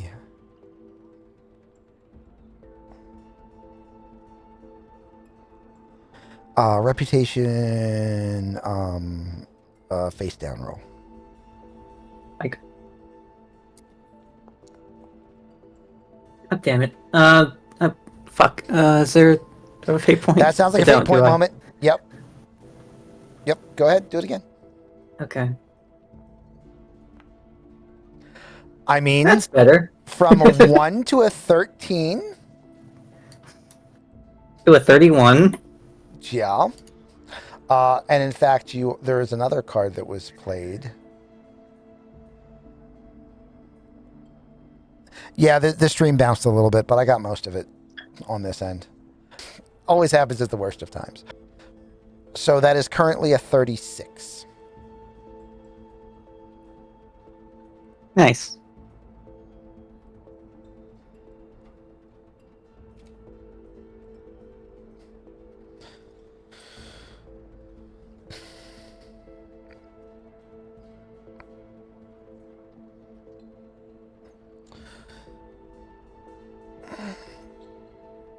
And then give me a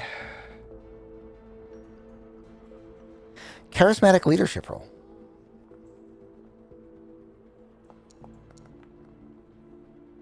Okay. 22. 27, because that also currently has a plus Sorry. 5. And yeah.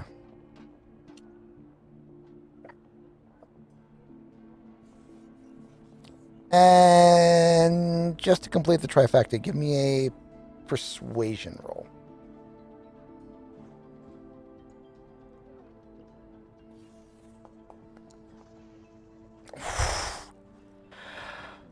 Another crit success, 25, yeah. which becomes a 30.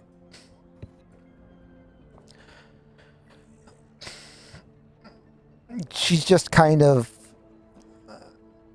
1,000-yard 36 in a base 10 system. Quite the crit, yeah. She's just 1,000-yard staring. Not quite at you, but off a little bit.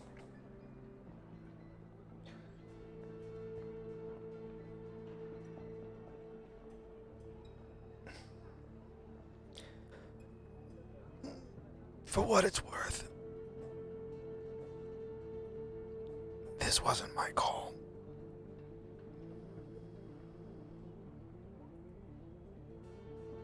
I know.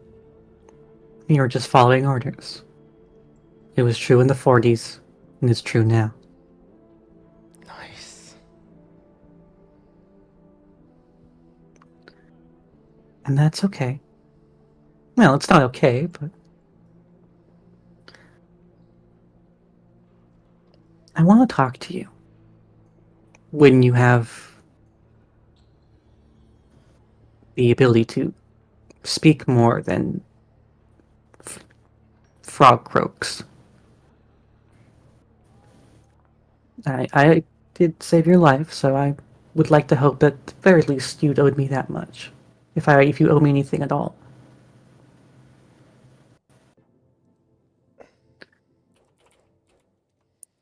People like you, people like your gang, get gunned down all the time, and no one thinks anything about it. You've assigned yourself and to a certain ideology that a lot of people, myself included, finds distasteful and abhorrent. And so people don't really care when you die. People don't really care when they see you in pain or suffering because you made your choice. Make your bed, sleep in it. And I don't blame them.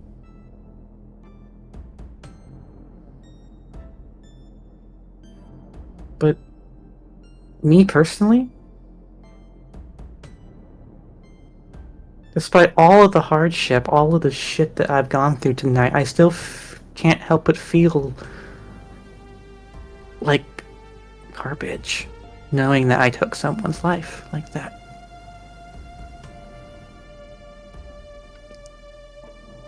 That there has to be better ways than just a bullet to the brain to zero someone out. Right now, we do what we do. We fight in the streets like animals because that's all we have. That's all we're given. That's all we're allowed to do, really.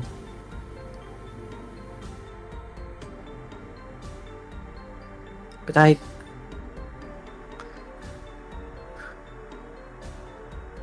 feel like we can do more than that for people. Because there's something in your life, in your background, in somewhere that made you think that this was the best choice in your life. Whatever hardship or trauma or worldview that was enforced on you, something caused you to turn to the life you live right now. And that sucks. Because now you think this is the only path you have in your life. And if nothing else, I'd like to show you something different. Or at least learn more about you, who you are, why you did what you did, why you joined up with who you joined up. And if at the end of our conversations, at the end of our talks, when you feel better, if you want to go back to that life and feel like that's the only thing you have, then I can't stop you. That'll just be another... I can't stop you going back to where you came from, the people that you care about. And then one day, maybe I'll see your body face down in a ditch full of holes, and people will be happy about that. But at the very least, I'll know that I gave you a choice. So, rest up right now, okay? You've been through a lot. We've been through a lot. We've all been through a lot. It's been a long night.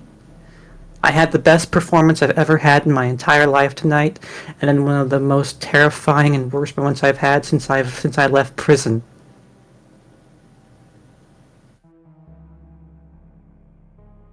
Sir Shiny has purchased 10 We all need a packs. rest.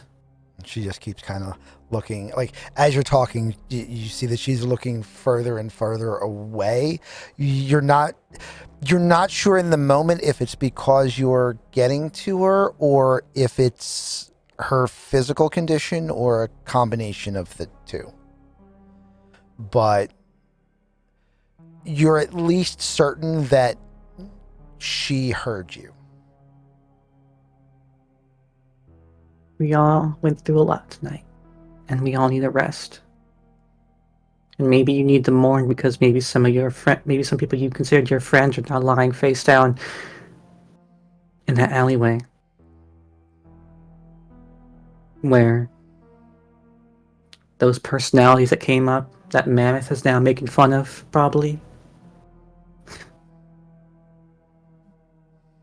I don't know. But I will give you some time. For now. Heal up. Feel better. We'll get through this together. And I'll call you when you're better. So. And as the scene pulls back from this... And okay, one more go thing. ahead. Yep. One more thing. And before I go, just so I know, what should I call you? Annalie. Annalie? Alright. Nice meeting you, Annalie. I hope we get to have some more, so I hope we get to talk more. Good night. And rest well. And then I'll look over at Vega. And just, like, again, do that same thing I did with Tech, kind of give that nod of, like, hey, keep her safe and stable and stuff. That kind of the same thing of like wordless conversation, and move back and head back to the girls and head back to Thorne and go from there. And as we pull from that, really quickly, last thought. Where's Thorne's head right now? The fight with the Cyberpsycho, the fight with the Red Chrome Legion, the aftermath, all of it together. Give me what's going through Thorne's mind.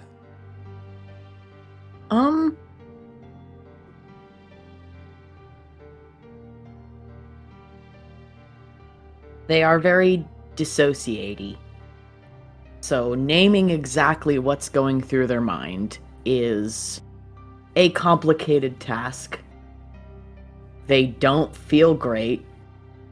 They are probably not they're probably not going to stay in this state. They're probably just having a lapse at the moment, which is when a person's healing from a lot, normal, but they are at the moment just very pulled away from everyone and everything. And you can, if anybody who knows Thorne well enough, they can see it in their behavior, because they are always all over people. They love being like connected and attached, and now they just seem, it's not like antisocial, but just utter indifference, which for people who knows them is a lot more concerning than wanting to be away from everybody. And as Neon like walks past them to go check on the band again and stuff, they literally like grab her arm and pull her towards them for just a second, and they say, "I'm listening to you because I know it's the right thing to do, not because I'm forced to.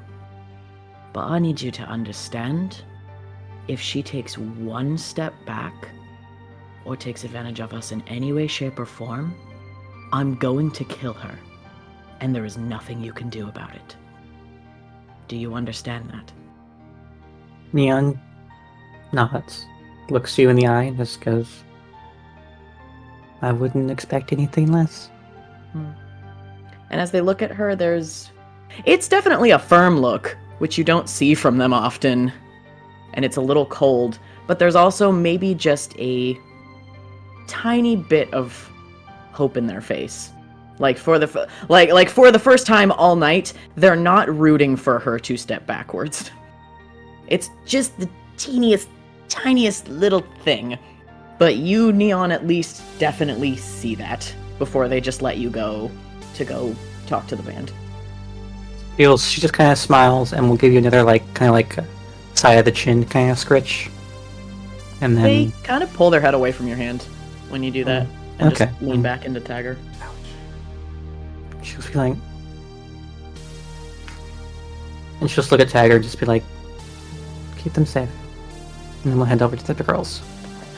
And with that, we will end for the night. So, chat, I do not envy you the decision you need to make. Who do you want to give a fate point to? Do you give it to Jerica for all the fucking reasons? Do you give it to Sunburst for all the rest of the fucking reasons? Do you give it to Morgoth for "fuck you, old man, we care about you"? Or do you give it to Grouch for, I'm relatively unarmored and have a shotgun and a flechette pistol, but I'm going to step up to a fucking Cyberpsycho that's armored like an Abrams tank because my friends are in trouble?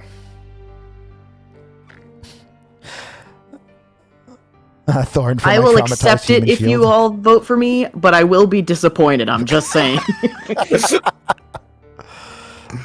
Neon for all the fucking reasons. Neon.